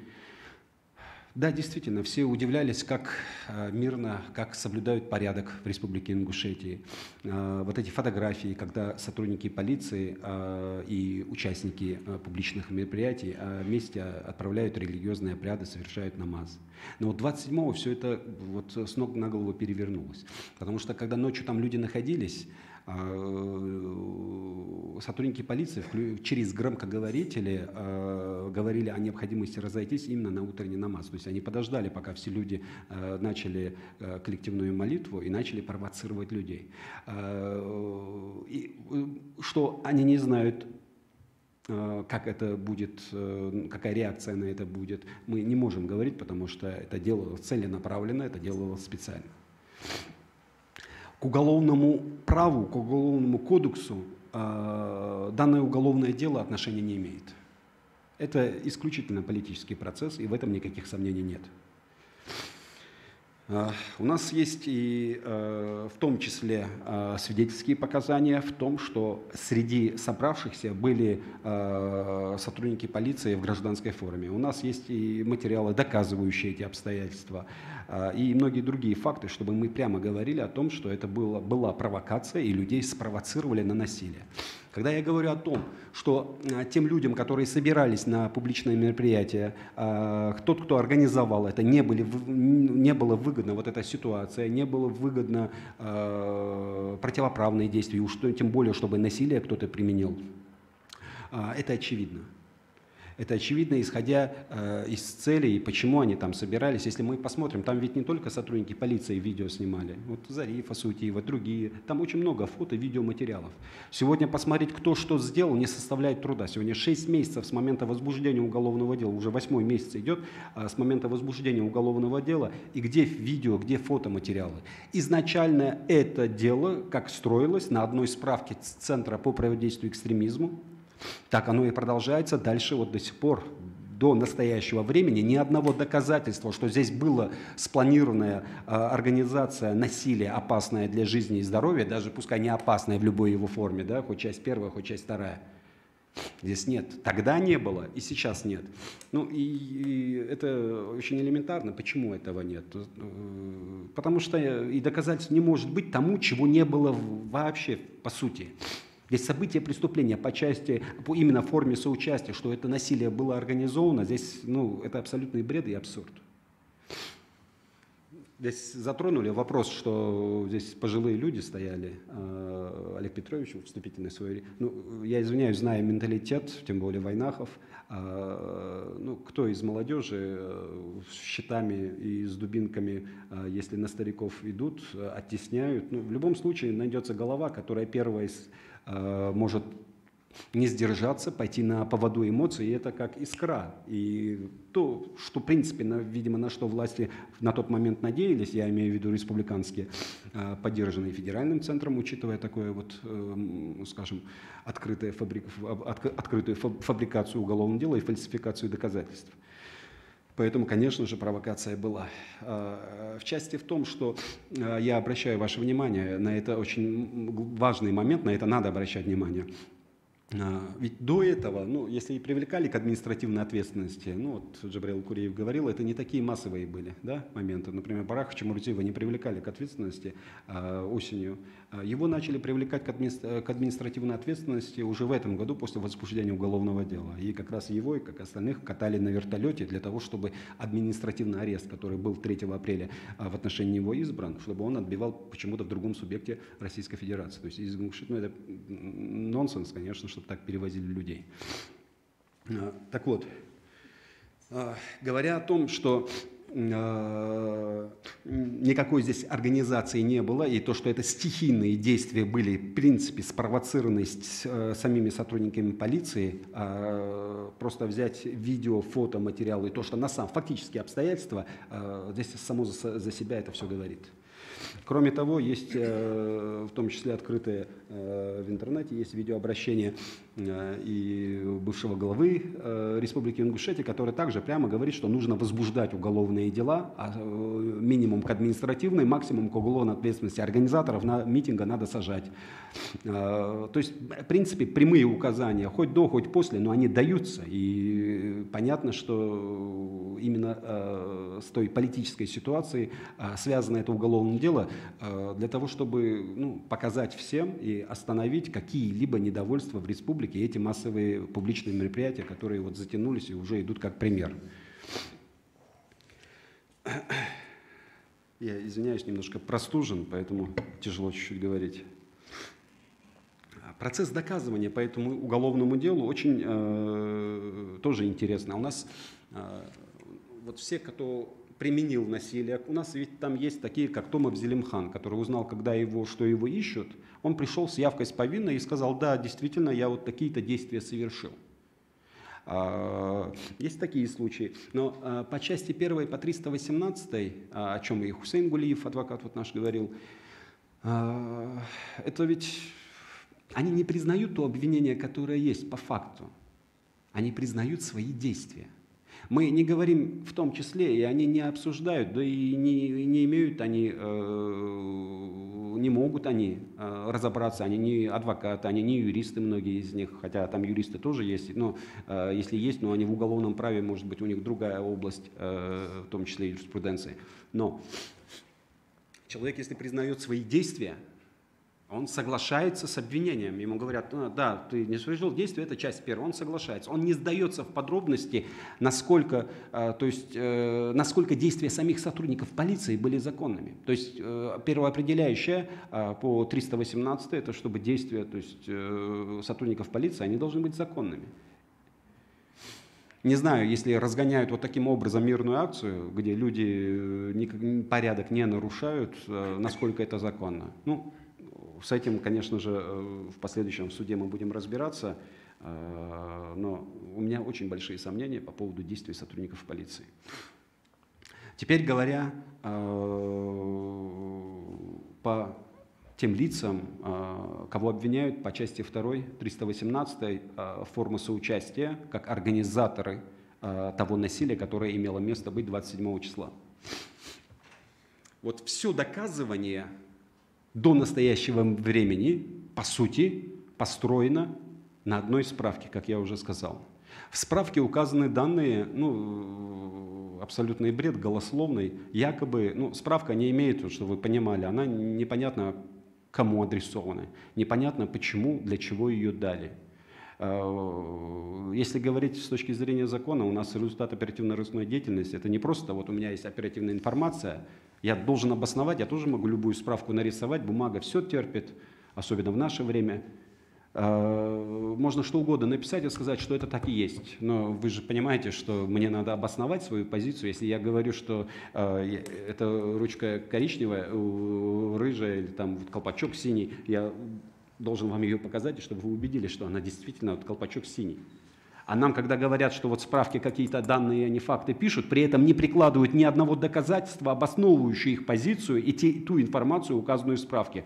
Как минимум, при избрании меры пресечения в отношении Бараха Чемурзиева, что в справке указаны недостоверные сведения, это было установлено судом в части заниматься преступной деятельностью, в части о том, что он может скрыться от органов следствия и суда. Опять же, вот эта ситуация, в том числе с загранпаспортом, который у него при обыске 3 апреля изъяли, он сам его, вернее, выдал, они знают это, при этом буквально полмесяца спустя они расписывают и в суде говорят, вот у него есть загранпаспорт, он может уехать за пределы Российской Федерации. При этом загранпаспорт находится у них. Суд, конечно же, исключает такие вот моменты, но вот этот факт, который показывает недостоверность той информации, которая есть в справке. Если говорить на сегодняшний день, вот если мы что-то организовали, у нас должен быть способ. Мы до 27 числа должны были это организовать. Мы это с кем-то обсуждали. Там мы по телефону говорили, где-то встречались. Мы же исполнители у нас есть по официальной версии обвинения, да, это те, в отношении кого сейчас и переквалифицировано обвинение, потому что в нашем обвинении они все прописываются и указываются. Встречались ли они? Я извиняюсь, но многие из тех, кого по части 1 привлекают сегодня за факт, они не знают ни одного из организаторов публичных мероприятий и других активистов. Это просто люди, которым не безразлична судьба республики, которые пришли выразить свое мнение. Они не пришли для того, чтобы совершать преступления или противоправные действия.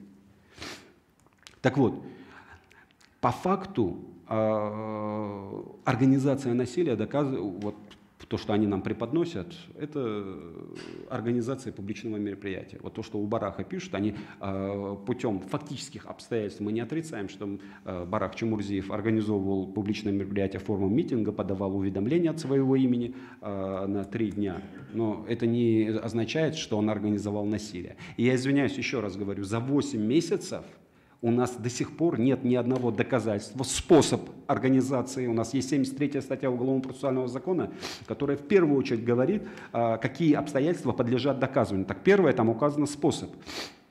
Каким образом совершено это преступление, если это организация насилия, каким образом она произошла. Но этих ответов в этом уголовном деле, на эти вопросы ответов нет. У нас изначально, вот один раз нам предъявили обвинение, там прописаны действия всех. То есть указывают, что Барах Чемурзиев, остальные применили насилие, будучи согласовано по части 2, 318, они все прописывают. Вот тех лиц, которых они в нашем обвинении прописывают по 318 части 2, в отношении них, начиная с августа месяца, сентябрь, октябрь, там многим им изменена мера изменено обвинение, переквалифицировано их действия на часть 1 318. То есть одно обвинение идет в противоречие, одно постановление о привлечении в качестве обвиняемого идет в противоречие с другим. Они в ходатайстве об избрании меры пресечения, которые в последний раз пишут, они отрицают, прописывают опять же вот это старое обвинение, при этом вот из тех людей, кого они прописали, по части 2 ни одного человека не оказалось. Следователю задают вопрос в судебном заседании, вы вот по части 2, вот опасная для жизни и здоровья в отношении кого? Ну, вред там только 2 сотрудников Росгвардии, это по фамилии Давыдов и Куркин. Куркин, скорее всего, может быть псевдоним. Но факт, они знают, кто причинил, там есть видео, и видно, кто причинил это насилие в отношении того же Давыдова. Этот человек, например, находится в розыске, но они же об этом не пишут, они пишут остальных, они пишут всех тех, которые сегодня находятся под стражей, или там несколько человек там, по домашним арестам. Поэтому не может обвинение, одно постановление следователя противоречить другому. На сегодняшний день вот эти меры пресечения, которые продлевались до 25 декабря, то же самое. В этих постановлениях есть ряд этих противоречий. Если нас обвиняют по части 2, кого мы организовали, если всех, кого якобы мы организовывали в форме этого насилия, они уже, их действия переквалифицированы на часть 1. А почему тогда нам их же фамилии пока по части 2 преподносят? И вот таких абсурдных моментов, противоречий в этом деле очень много. Мера пресечения, коротко скажу, ну, чтобы какую-либо меру пресечения избрать, должны быть основания, предусмотренные законом. То есть 97-я статья говорит конкретные основания. Ни одного основания нету вообще для избрания какой-либо меры пресечения, в том числе о подписке о невыезде, не говоря уже о такой строгой, как заключение под стражу. И вот 8 месяцев люди находятся под стражей только по одной справке. У нас сегодня по этой справке держат людей, ни какого-либо довода, который бы позволял сделать вывод, что да, ну, примерно у нас хотя бы формально, теоретически есть какие-то основания, но этого нету в этом деле.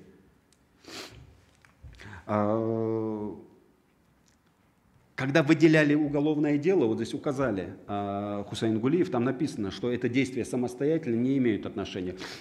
Но при этом выделяют по нему же, обвинения предъявляют, там указывают, как раз действия, они, оказывается, были не самостоятельно, они были мотивированы и они были организованы. То есть постановление о выделении, тут же они в этот же день предъявляют новое обвинение по части 1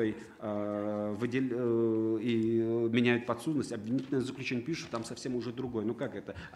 Та же следственная группа пишет здесь одно, здесь другое. Поэтому это, конечно же, ну, юристом не надо быть, чтобы понимать, насколько это абсурдно и не соответствует порядку с точки зрения норм уголовного и уголовно-процессуального законодательства.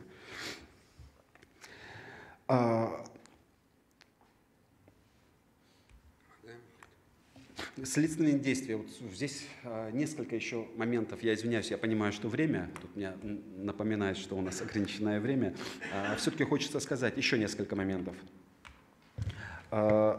Следственные действия, вот в отношении многих людей делается видимость проведения тех или иных следственных действий. На самом деле следственные действия не проводятся.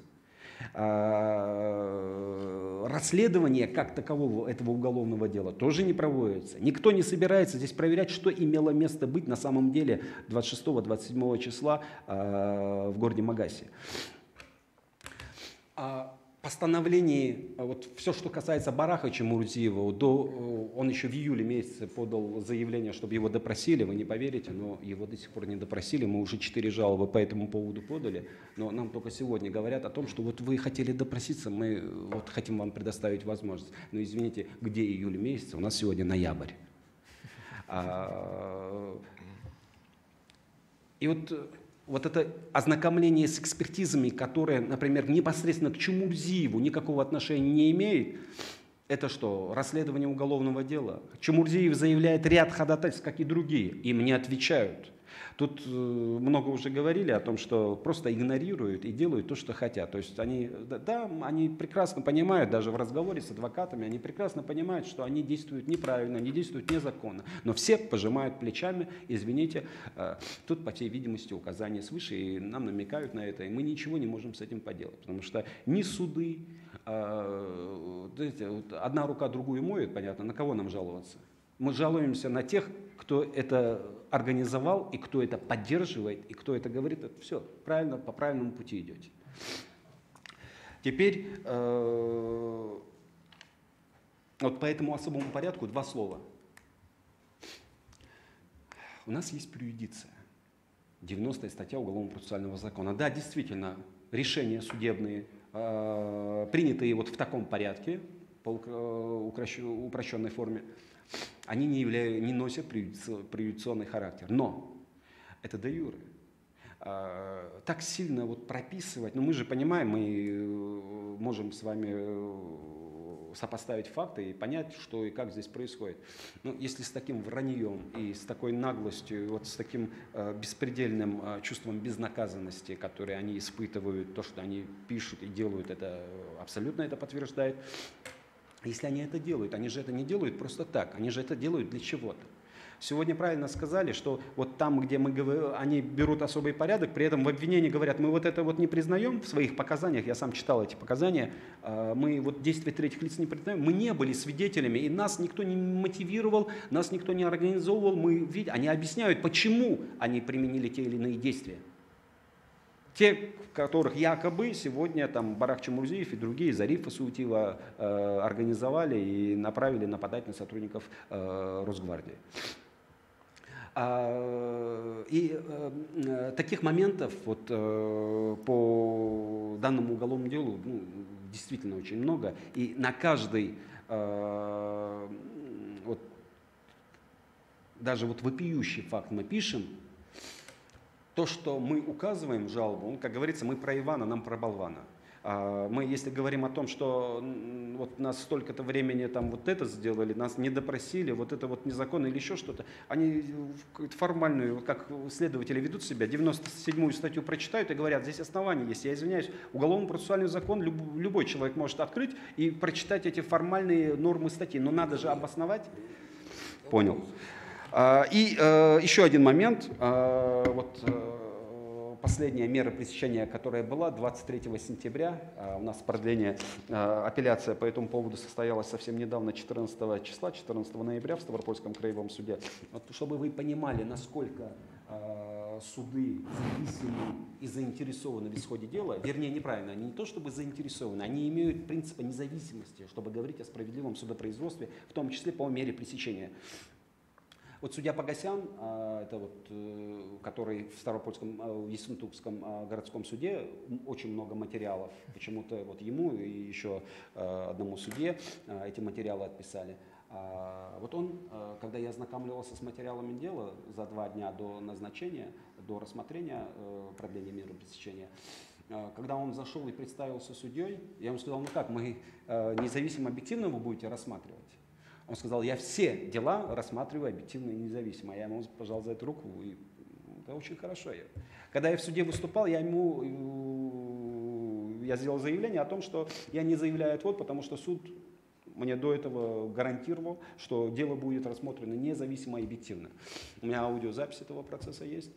Когда я это сказал, судья вскочил и сказал, ну я вам не это судебное следствие идет, это до прений сторон. Судья вскакивает и говорит, ну я вам не обещал, что я его освобожу из-под стражи. Вот в такой момент он показывает вот эту систему и отношение к расследованию данного уголовного дела. Абсолютно очевидно, что у нас власти знают, что Чемурзиев, Зарифа Саутиева, другие, они абсолютно невиновные лица. Они не совершали преступлений. И у нас следственные органы прямо прописывают это в своих постановлениях, где необходимо было избрать меру пресечения им. Они пишут, изоляция, там, например, Чемурзиева необходима, так как он имеет обширное влияние на дееспособную молодежь и на население. То есть они не связывают это с обстоятельством по уголовному делу, они просто говорят, он может влиять.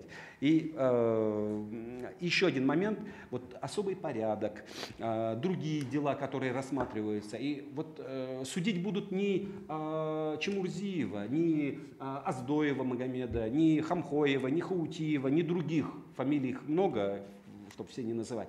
Судить не их будут по данному процессу. Так же, как это происходит вот, с делами, то, что в Москве по публичным мероприятиям, когда людям давали 3-5 лет за то, что за шлем сотрудника Росгвардии дотронулся, и это судят не их, это судят нас с вами. И мы должны это прекрасно понимать. Когда им дают большие сроки за такие вещи, это не им дают эти большие сроки, это нам дают, чтобы мы завтра 100 раз подумали, прежде чем выходить на публичные мероприятия, и просто у нас отнимают это право свободно собираться и выражать свое мнение.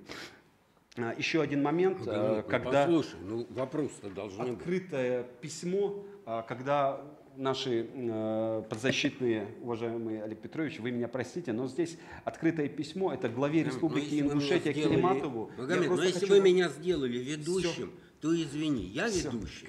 Ну тогда не надо было меня. Я все понимаю. Очень сильно меня попросили зачитать здесь. Магомед, невозможно вот сейчас вот зачитывать на 2 страницы. Сейчас зачем? Ну, людям надо задать вопрос. Хорошо. Останется время, зачитаешь. Хорошо. Либо я ведущий, либо нет. Как значит, у каждого из адвокатов есть еще чего важного дополнить. В ходе ответа на ваши вопросы каждый сможет дополнить. Сейчас вопросы. Есть вопросы? Задавайте, пожалуйста.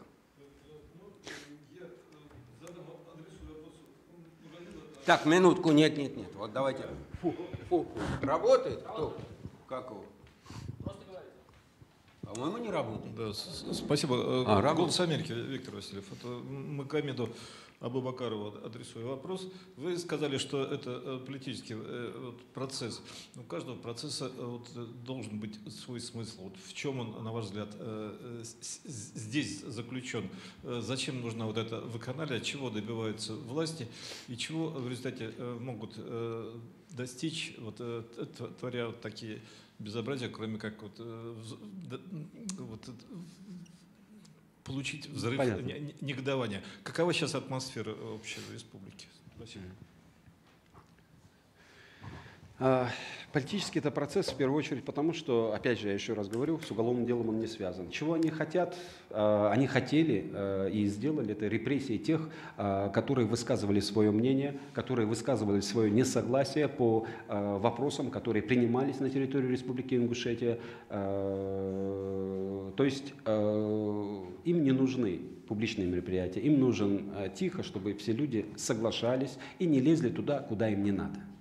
Это именно для этого сделано, и не только на территории, еще раз говорю, Республики Ингушетия, а вообще, то есть как устрашение и возможность развития событий для всех людей, которые завтра вдруг захотят где-то собраться или еще что-то. То есть у нас потихонечку отнимают это право. Мы видим, что если власти чего-то и боятся, только я не знаю, почему они этого боятся. Если люди выходят свободно, открыто, не надо этого бояться, но у нас власти немножко боятся. Когда 2-3 человека собираются, это уже публичное мероприятие. Поэтому понятно, что всех нас вот таким уголовным преследованием нас запугивает других, запугивает нас, чтобы этого не было. Обстановка, какая на сегодняшний день в Республике Ингушетия, наверное, больше бы Джабраил Куриев сказал бы. На мой взгляд, люди все сидят и выжидают все-таки, что же будет из этого уголовного дела, и все надеются, что этот беспредел прекратится и безвинных людей вернут. То есть вот и как раз открытое письмо вот, обстановки в Республике Ингушетия, в том числе напрямую касается, если вы мне останется время. Магомед, давай, либо останется время, либо мы опубликуем, просто возьмем, отсканируем и опубликуем это письмо. Пожалуйста, еще есть вопросы? Минутку, давайте у кого-то другого есть вопросы? Нет? Пожалуйста. Потом вы. Обстановка в республике. Хорошо. Потом вы в начале. Да. То есть вопрос о современной нынешней обстановке в Республике Ингушетия. Пожалуйста. Вы знаете, совершенно уверенно могу сказать, что народ республики фактически ожидает освобождения всех политзаключенных. И именно особенно это относится к Ахмеду Баратоеву, Малсагу Ужаху и к Зарифе Саутиевой в особенности, потому что не успеваем прийти хоть на какое-то мероприятие, буквально вот все находящиеся там, будь это свадьба, похороны, на работе, на улице, в магазине, разницы нету. Буквально все люди окружают меня и начинают вопросы задавать. Когда освободят, почему их держат? Ведь больной человек Малсак Ужахов, это уже документально подтверждено, что он болеет, что у него состояние здоровья обострено. Буквально все население цельно поддерживает этих людей, считают, что они правы, ждут их освобождения и ждут справедливого исхода. Вот такого настроения, на данный момент настроение населения республики. Спасибо. Пожалуйста. Здравствуйте, меня зовут Тимен, посольство Нидерландов. У меня нет вопроса. Хотя сложно следить все это быстрый язык ваш, но понял. Я просто хотел сказать, что я очень уважаю вашу профессиональность, вашу настойчивость в этих делах, если речь идет о анархии и все, что о чем вы говорили. Так что большое уважение. Спасибо. Спасибо. Еще вопросы, пожалуйста. Давайте сами тогда помним. Здравствуйте, у меня вопрос такой. Есть ли... Давайте, коллеги, представляться все-таки, да? Прошу прощения, да. Семен Черный, портал «Кавказский узел». Значит, у меня такой вопрос. Есть ли у арестованных какие-то жалобы на условия содержания, может быть, на какие-то более-менее жесткие условия допросов, можно сказать, пытки, но вряд ли уж там совсем пытаются? Я отвечу на этот вопрос. Почему? Потому что данный вопрос больше актуален по отношению к Малсагу Ужахову. На сами условия содержания мы не жалуемся, но при этом хочу подчеркнуть, Малсага задерживали в Нальчике, содержится в городе Владикавказ, а судебные заседания изначально проходили в Нальчике, а потом перенесли в городе Ессентуки. Малсаг Ужахов очень трудно переносит дорогу в автозаках, так называемых стаканчиках. Это такая, чтобы понятие у вас было, это такая железная клетка размером 70 на 70. Там деревянные полки. И надо человеку сидеть 250 километров на этой деревянной полке, в этом железном стакане, пока его перевозят 250-300 километров на расстояние. При этом у самого Малсага Ужахова, как уже было ранее констатировано, что у него сахар очень высокий, у него высокое давление, у него полностью удалена щитовидная железа, он ежедневно принимает гормональные препараты и другие лекарственные средства. И в этой ситуации ему категорически не хватает кислорода в закрытой будке, в этом стаканчике передвигаться, и у него начинаются приступы. Тошнит, рвота и так далее, и так далее. То есть на расстоянии от Владикавказа до Нальчика сейчас в последнее время 4 раза останавливали этот автомобиль и ему оказывали медицинскую помощь. При этом особо хочу подчеркнуть, что в отношении Малсага провели медицинскую экспертизу на предмет того, могут ли его перевозить на автозаке. Врач говорит, да, состояние плохое, могут перевозить, но в сопровождении врача. Заметьте. Само состояние плохое подчеркивает, говорят, что действительно у него состояние ухудшается, это подтверждается тем, что врача к нему подкрепляют. И сам Малсек воспринимает эту ситуацию как для него пыточные. Почему? Потому что он в Ессентукском городском суде озвучил это, где ему стало плохо после очередной доставки. Он сказал, что его физически хотят надломить, создавая ему целенаправленно такие пыточные условия.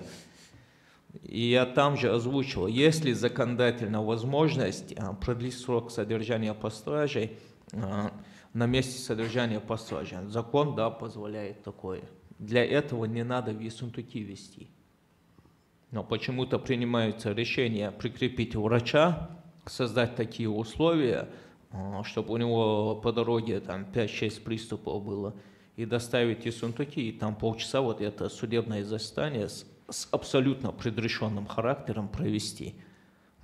Поэтому вот такие условия сам Малсек считает, что для него создаются специально пыточные условия, где ему причиняют физические страдания.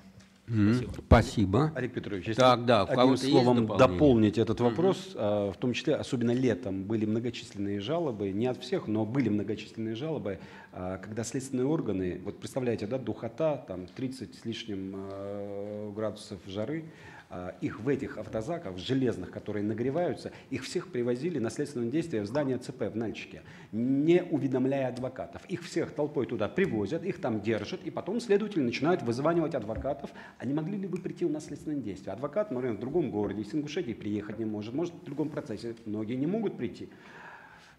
А люди целый день, потому что с утра до вечера они в этих в жаровнях, в этом пекле находятся. И, конечно же, были жалобы. И, конечно же, они воспринимали это как пытки. Потому что следователи тоже знают порядок это, они могли бы делать это по-другому. Но они это делают, такое ощущение было, что вот, издеваются просто над людьми. Спасибо. Там вопрос был. Пожалуйста, вот молодой... хорошо. Николай Сизиков, проекту ВД-Инфо. Скажите, пожалуйста, вот вы отмечали, что у некоторых обвиняемых по этому делу даже не проводится в течение 8 месяцев даже допрос в качестве обвиняемого.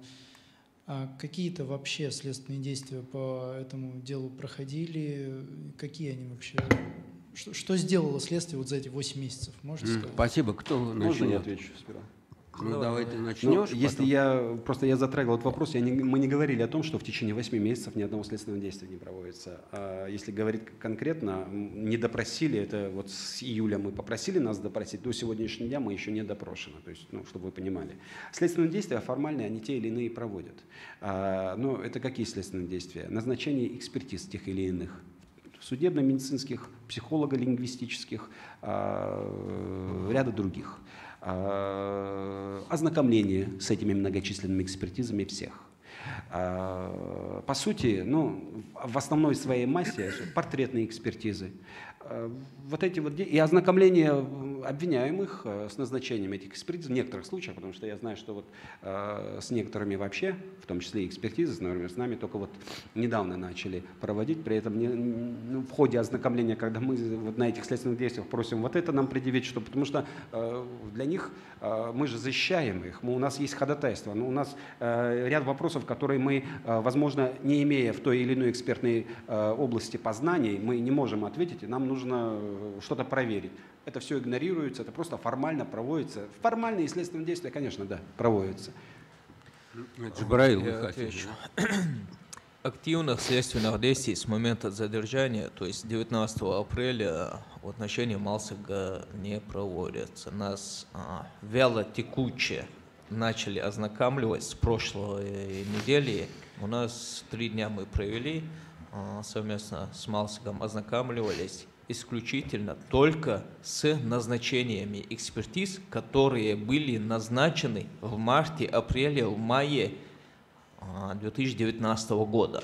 То есть фактически нас по закону, после того, как сегодня назначили экспертизу, либо в тот день, либо в следующий день, нас необходимо ознакомить с назначением такой-то экспертизы, чтобы мы могли ходатайствовать по статье 198 УПК Российской Федерации прописаны соответствующие права и полномочия как самого обвиняемого, так и защитника, которые имеют право ставить вопросы, ходатайствовать о другом экспертном учреждении, или допустить с нашей стороны эксперта, или же выразить желание самим участвовать при проведении указанной экспертизы. То есть фактически назначенные тогда еще экспертизы нам предъявляют сейчас. Тем самым, как вы видите, лишается права на защиту. И его, и мои полномочия нарушаются, потому что мы не в состоянии. Помимо этого, даже ознакомливаясь с теми экспертизами, которые были назначены, тогда еще мы ходатайствуем о предоставлении хотя бы тех материалов, которые были направлены эксперту, чтобы хотя бы знать, если это лингвистическая экспертиза, допустим, я в совершенстве владею ингушским языком и пишу, и читаю, потому что я и в школе учился, я и родился и вырос в Ингушетии. Мы говорим, дайте я почитаю, правильно ли сделан перевод. Нам говорят, нет. Мы говорим, дайте видео, которое вы направляете, куда вы направляете, и какое видео, из какого источника оно добыто. Ведь это тоже имеет значение. Если, допустим, с видеохостинга YouTube скачаны ролики, они направляют, там необходимо указывать IP-адреса, все это, как оно добыто. Нужно составить соответствующий протокол в присутствии двух понятых. Или же надо данный адрес заверить нотариально, откуда это все. Просто так взять видео, направить эксперту, это тоже неправильно. Есть уголовно-процессуальный кодекс, в рамках которых каждый шаг следователя должен быть прописан и приведена статья, на основании которого это решение принимается. То есть нам вообще никакого материала не представляет. Я как защитник, допустим, да, по лингвистической экспертизе, мне даже эксперт не нужен, чтобы прочесть этот документ и сделать вывод, да? Нам его не представляют. Как я сегодня могу самостоятельно направить тот или иной материал эксперту? Вот вопрос, да? Чтобы осуществить защиту этого лица. То есть никак. Поэтому такие нарушения есть, и вялотекучие следственные действия, они проводятся, но активной фазы нету. За 7 месяцев, уверяю вас, можно было бы очень много следственных действий провести. Так же ведь? Но почему-то с нами начали встречаться только с прошлой недели. Спасибо. Спасибо. Пожалуйста. Антон Воронов, МБХ Медиа. Хотел бы узнать у вас какие-то подвижки по делам Ибрагима Дугиева и вот Магомеда Аздоева, к сожалению, Хусейн уже ушел. Должно уже проходить продление мер их пресечения. Может, известна ли вам какая-то информация? И есть еще другой вопрос по параллельному уголовному делу в отношении полицейских, которые отказались разгонять митинг и, соответственно, дело о превышении полномочий завели на них. Может быть, вам известно, какие подвижки по этому делу есть?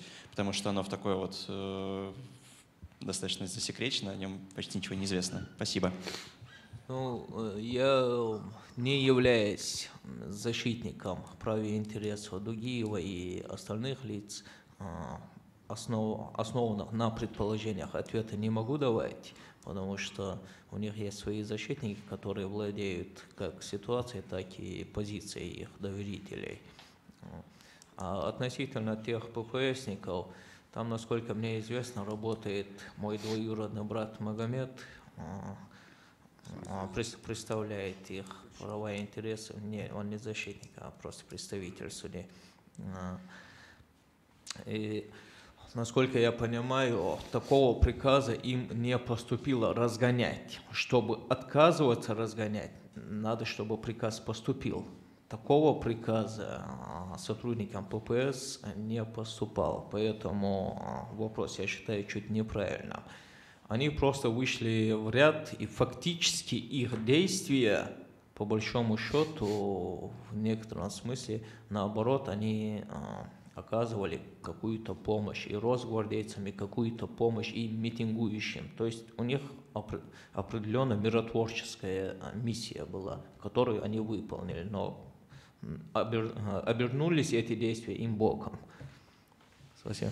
И я извиняюсь, но если говорить про Дугиева, просто информация известная, ему изменили меру пресечения на домашний арест, если я не ошибаюсь, ввиду истечения 6-месячного срока, предельного срока по этому обвинению. Кстати, стоит вот здесь отметить, что очень следователи хитро здесь поступают. Когда 6-месячный срок у них заканчивается, они должны переквалифицировать, то есть нам известно, что они на часть первую собираются переквалифицировать.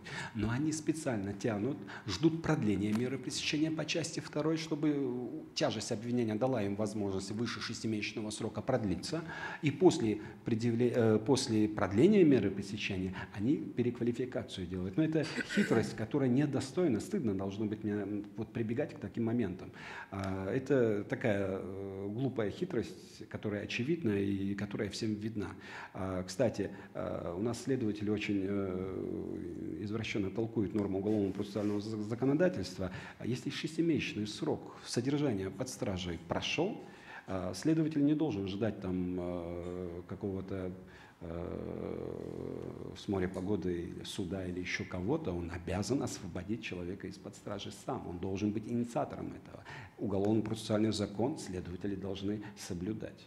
Поэтому, они что делают? Они просто продлили меру пресечения, и все, и человек дальше сидит. Им ничего страшного, что по части первой он уже идет, и что предельный срок его содержания под стражей давно истек. Магомед, есть такая небольшая оговорочка. Да. На ознакомление. В Уголовно-процессуальном кодексе прописано, да, что по истечению 6-месячного срока суд освобождает. При этом мне следователь заявляет, что это относится только к суду, забывая о том, что судопроизводство с момента возбуждения дела идет. Такой смешной момент был слышать от профессионального следователя о том, что это должен делать суд, а не мы. Это вот как будто отдельный уголовно-процессуальный кодекс существует для судей, а для следователей там какой-то свой. Это как раз касательно обоснованности дальнейшего их содержания под стражей. То есть они знают, что они незаконно их содержат, но они это продолжают делать. По поводу полицейских, я хочу сказать о другом еще моменте с полицейскими. Дело в том, что они обжаловали в суде их увольнение. Суд первой инстанции признал законным, но вот они сейчас ждут рассмотрения в апелляционной инстанции, жалоба подана, но вот пока еще не назначена. Так, да, кстати, Дугиев. По поводу Дугиева, насколько мне известно, это тот случай, когда предложили идти в особом порядке, и его адвокат согласились. Ну и со всеми вытекающими печальными в целом для дела в целом последствиями от таких согласий на особый порядок. Так, пожалуйста, есть еще вопросы? Тогда вначале, пожалуйста, вы. Семен Черный, Кавказский узел. Еще раз, вопрос у меня больше такого же технического характера. Как я понимаю, судебные процессы будут вестись вне Ингушетии, правильно? В каких регионах и сколько их вообще там всего? Отвечу. Для начала, как раз я эту тему хотел затронуть, и вопрос ваш на данный момент очень актуальный. Как мы видим, на сегодняшний день заместитель генерального прокурора Российской Федерации обращается в Верховный суд с ходатайством об изменении подсудности, основываясь на справке ФСБ России по Республике Ингушетия, в котором, в частности, говорится, что суды в Ингушетии не в состоянии объективно рассмотреть, справедливо рассмотреть указанные дела, что на них будет оказываться давление и так далее, и имеются какие-то обширные родственные связи. Вот этот момент на данный момент очень смешно выглядит, особенно для тех адвокатов, которые работают на местах. Верховный суд изменяет подсудность и направляет в Ставропольский краевой суд, а Ставропольский краевой суд, в свою очередь, направляет в Железноводский городской суд на рассмотрение указанных дела, тем самым меняя подсудность. Но вот что мне интересно. По закону подсудность указанных дел, это должно определяться, ну вообще по закону должно быть в Магасском районном суде Республики Ингушетия. Раз ФСБ или следственные органы говорят о том, что у нас суд не в состоянии объективно рассматривать вот эти дела, тогда нужно задаться самым простым вопросом. Вот за последние 10 лет сколько оправдательных приговоров вышло с Магасского районного суда? Вот просто один вопрос. И это все перечеркивается. Я вас уверяю, за 10 лет оправдательных приговоров в Магасском районном суде можно пересчесть по пальцам рук. И о чем это говорит? О том, что искусственно меняется подсудность. И я вас уверяю, даже большая часть, я рад, что этих ребят будут судить в Железноводском городском суде Ставропольского края, чем там, потому что там еще больше дали бы сроки. Но сейчас в данном случае речь идет не об этом, а о том, что придуманные вот эти основания, ничем не обоснованные на какой-то справке, является основанием для изменения подсудности. Если же такой документ поступает, должна быть установлена связь, кто именно, на кого именно может повлиять. Если, допустим, у меня в том же Магасском районном суде, да, например, будет один судья-родственники, но там же их энное количество, они же не могут являться мне все родственниками, да, или иметь со мной какие-то связи. Цельно менять подсудность вообще территории Ингушетии, это, на мой взгляд, абсолютно предвзятые отношения и искусственно создаваемые основания для изменения. Поэтому при таких обстоятельствах, если Верховный суд приходит к такому выводу, то я полагаю, что вообще судебную систему Республики Ингушетия необходимо расформировать. По такой правовой логике там объективно никакое дело не может рассматриваться. Спасибо. Так, пожалуйста. Да, спасибо. Один вопрос. Адвокат Куреев, по-моему, указал на то, что в обвинении плохой русский язык, что там много противоречий и прочее, что неграмотно. Какие у вас из-за этого выводы насчет профессиональной компетентности следствия? Они просто свое дело не понимают? Или это все специально так делают, сознательно, потому что оба прозвучало здесь? Спасибо. Ну, вообще, это мое личное мнение. У нас органы предварительного следствия далеки от, так сказать, профессиональных качеств, которые фактически должны обладать следователи, тем более Главного следственного управления, коим являются в нашем случае следователи. Ошибки допускаемые, они, конечно, не носят целенаправленный характер, они фактически носят тот характер, они по-другому и не умеют. Если умели бы, поверьте мне, написали бы и получше. А те ошибки, которые они допускают, фактически, если мы на стадии предварительного следствия указываем на те ошибки, уже через 3 дня они бывают исправлены. Потому что мы считаем, даже нет необходимости на них указывать пальцем, чтобы они в последующем их не исправили. Но говоря цельно об обвинении в целом, да, и как по 318 статье, и по 239, она вообще с таким строением обвинения мы впервые сталкиваемся. Даже, по-моему, на практике в Российской Федерации такого не было, чтобы как организаторов насилия кого-то привлекали. Это впервые на моей памяти происходит. А само обвинение, оно, знаете, многогранно, там нет точностей. Когда в то время Уголовно-процессуальный кодекс, закон требует точности и устанавливает причинно-следственную связь. Если, например, Малсага обвиняет в организации насилия в отношении представителей власти или правоохранительных органов, то в обвинении и в других документах конкретно должно содержаться, где, в каком месте, при каких обстоятельствах и каким образом он организовывал данное насилие, каким образом он воздействовал на них, и кто именно и кому именно нанес какой-либо вред здоровью, и каким образом оказывалось данное насилие. Всех этих точностей в постановлении о привлечении в качестве обвиняемого нету. Оно просто составлено общими фразами, общими словами. Спасибо. Я хотел бы здесь еще добавить именно по этому вопросу. Невежество следователей и злой умысел, они ходят рядом. Их разделить невозможно. То есть здесь есть и то, и другое. А вот по их последующим действиям можно видеть, если они исправляют свою ошибку, значит, они просто допустили и пытаются как-то исправить. Если же они делают вид, что они не замечают этого, значит, это сделано специально. По-другому они просто вести себя не могут.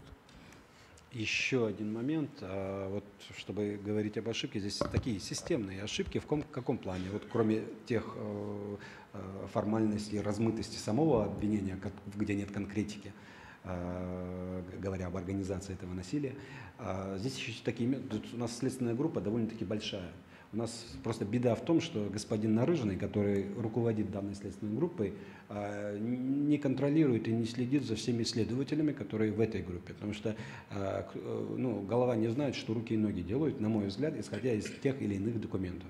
Они копируют документы. Например, Зариф Саутиевой из дела постановлений в отношении Зарифа Саутиевой составляют постановления в отношении Бараха Чемурзиева, где забывают на одних и тех же страницах исправить ей на ему.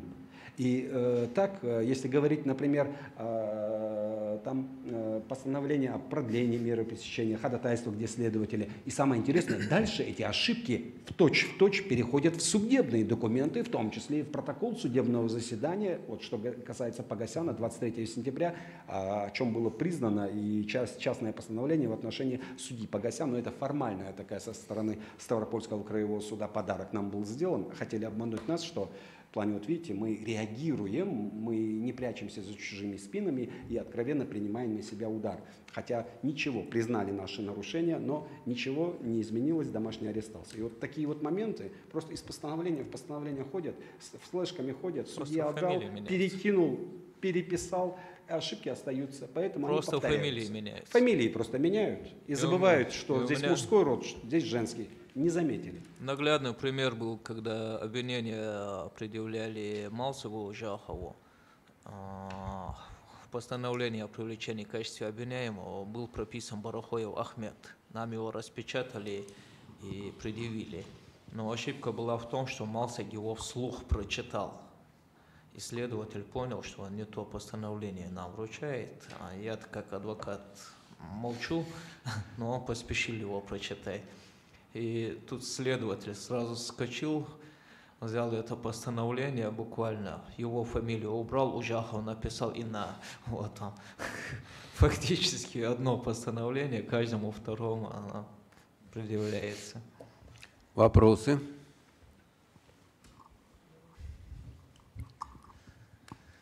Да, Николай Сизиков, проект УВД-Инфо. Вопрос у меня по поводу давления, которое оказывают на фигурантов этого дела. Вы уже сейчас сказали и про само уголовное дело, которое, естественно, само по себе является формой давления, и про содержание под стражей в регионе, который не имеет отношения к месту совершения этого якобы преступления. А с какими еще формами давления сталкиваются обвиняемые? Я фактически на этот вопрос ответил. В принципе, повторяться не буду, вкратце повторюсь, наверное, с тем, что Малсага, то, что перевозят его в дальние расстояния и тем самым какие-то причиняя ему дискомфорт и физические страдания. Сам Малсаг, это, повторюсь, наверное, считаю, что это одна из форм пыток в отношении него. каких-либо вот определенного давления со стороны следствия или и так далее, там, пугать или в какие-то камеры его закидывать и так далее, или физического воздействия на него, такого давления нету. На месте содержания под стражей непосредственно к самому Малсагу относится очень уважительно. Жалоб непосредственно к сотрудникам СИЗО у нас никаких нету. А вот на действия следствия, принимаемые решения на вывоз его в Нальчик, в Ессентуки, в Ставрополе, вот, на эти действия, да, действительно у нас жалобы есть.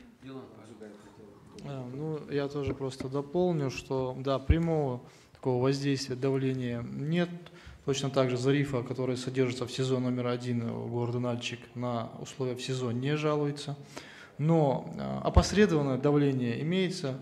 Например, Зарифе отказали в свидании с родственниками, да, то есть с сестрами ее, которые, некоторые у нее больные сестры, хотели с ней повидаться, то есть ей на протяжении 4 месяцев отказывают. Или, например, весь сентябрь ее перевозили без какой-то цели, без какого-то объяснения, зачем. Ее перевезли в ИВС города Ессентуки. А что такое ИВС города Ессентуки? Это такое место, где нет, там, где нельзя толком какой-то там привести себя в порядок, там холодно, то есть там нет нормальных условий, как в СИЗО. Ее перевезли туда, оттуда в СИЗО Пятигорска. Белый лебедь, по-моему, называется. Оттуда, вместо того, чтобы вернуть в Нальчик, ну, якобы вывозили, чтобы продлить меры пресечения. Опять в ИВС, потом опять в СИЗО. И так целый месяц ее катали, а для арестантов вот эти перевозки, они очень тяжело переносятся. Особенно, ну, вам уже вот рассказали про условия в автозаках, про эти стаканчики, где человеку не за что держаться, и его трясет на всех вот этих ухабах, просто бьет об стены. И вся Зарифа мне на свидании показывала, что у нее все, тело все в синяках от этих ударов об железные стены. И целый месяц ее возили туда-сюда. Вот она это расценивает как попытка ее сломать. Что цели никакой практичной для следствия не было, и следствие нам не смогло объяснить. Вот так вот. Алексей.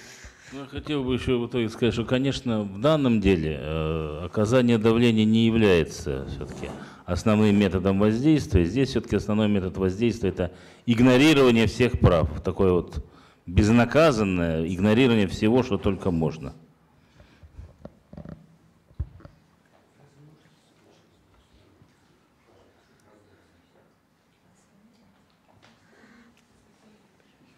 Так, значит, коллеги, вот тут письмо очень важное, подписанное как раз несколькими обвиняемыми. Мы сейчас, мои коллеги, это письмо размножат, и мы вам раздадим. Это письмо, адресованное главе новому, да, вот нынешнему главе Республики Ингушетия. Два слова тогда. Скажите, что это за письмо, откуда оно взялось? Это письмо от наших подзащитных. Только в этот. Да. Это письмо от наших подзащитных, открытое письмо. Они просили его опубликовать и передать журналистам, где они обращаются и по уголовному делу, прямое обращение к Келиматову, в том числе и по политической обстановке, то, что вот как раз спрашивалось в республике, и вот касательно их необоснованного уголовного преследования, если коротко.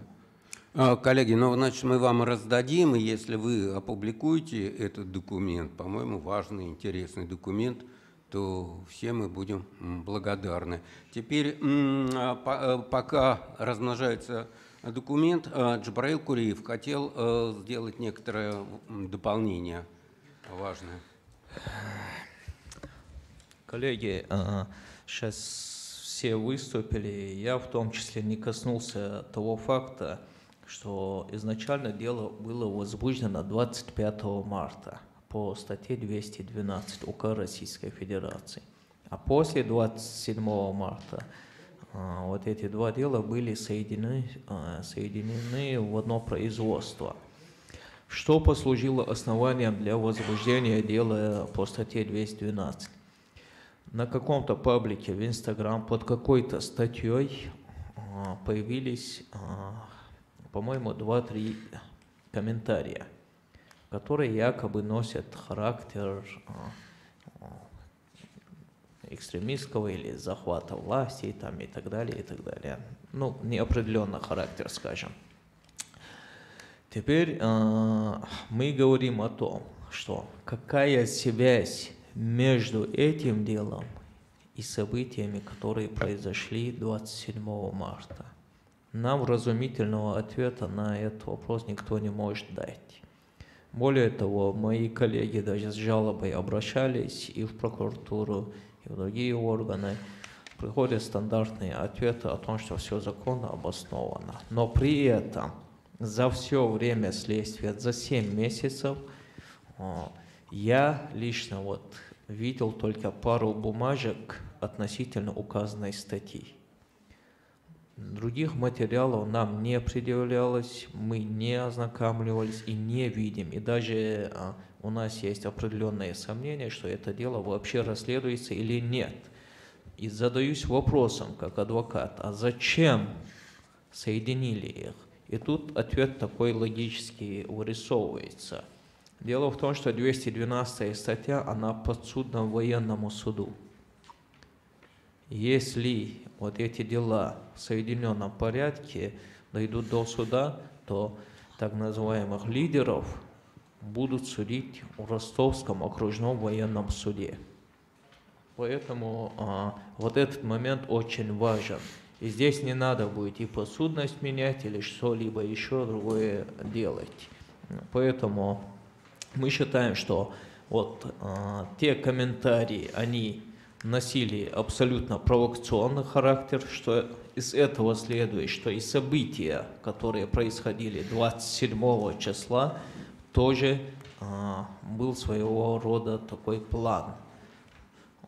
Провокационные, провокацию внести, возбудить дело, соединить и так далее. То есть это все было предрешено заранее, по заранее спланированному плану. Я и мой подзащитный Малсик, мы именно этой версии придерживаемся. Теперь хотелось бы дополнить один момент относительно состояния здоровья Малсига. Мной еще 29 сентября направлялось соответствующее ходатайство, не то, что направлялось, я его лично сам поехал, сдал в Главное следственное управление Следственного комитета по СКФО с просьбой назначения судебно-медицинской экспертизы на предмет состояния здоровья Малсига Ужахова, потому как за все время содержания под стражей его состояние очень сильно ухудшилось. И мной на разрешение экспертам я просил поставить вопросы на момент задержания, каково его было состояние, потому как его медики обследовали, прежде чем поместить в СИЗО, и каково его состояние на данный момент, и ухудшилось ли его состояние за время содержания под стражей, что очевидно для всех. Для чего это делается, это не секрет, потому что закон не предусматривает на стадии предварительного следствия содержащегося под стражей лица причинять ему какие-то страдания, в том числе и физические, относительно его здоровья. В данном случае является наглядным фактом то, что он именно чувствует на себе те самые физические страдания, и его состояние здоровья значительно ухудшилось. Еще одного момента я хотел коснуться. Мой коллега Магомед подчеркнул, что Барах Чамурзиев является организатором мероприятия. Важно также подчеркнуть, что Ужахов не является организатором митинга 26 марта 2019 года. Более того, он даже не входил в исполком организатора митинга, то есть на него не были возложены никакие функции. Кто-то охраняет, отвечает за медицинскую помощь, кто-то за пожарную безопасность, кто-то следит за порядком общественным. То есть на него никаких функций не было возложено, он даже в исполком не входил, он рядовой участник данного мероприятия.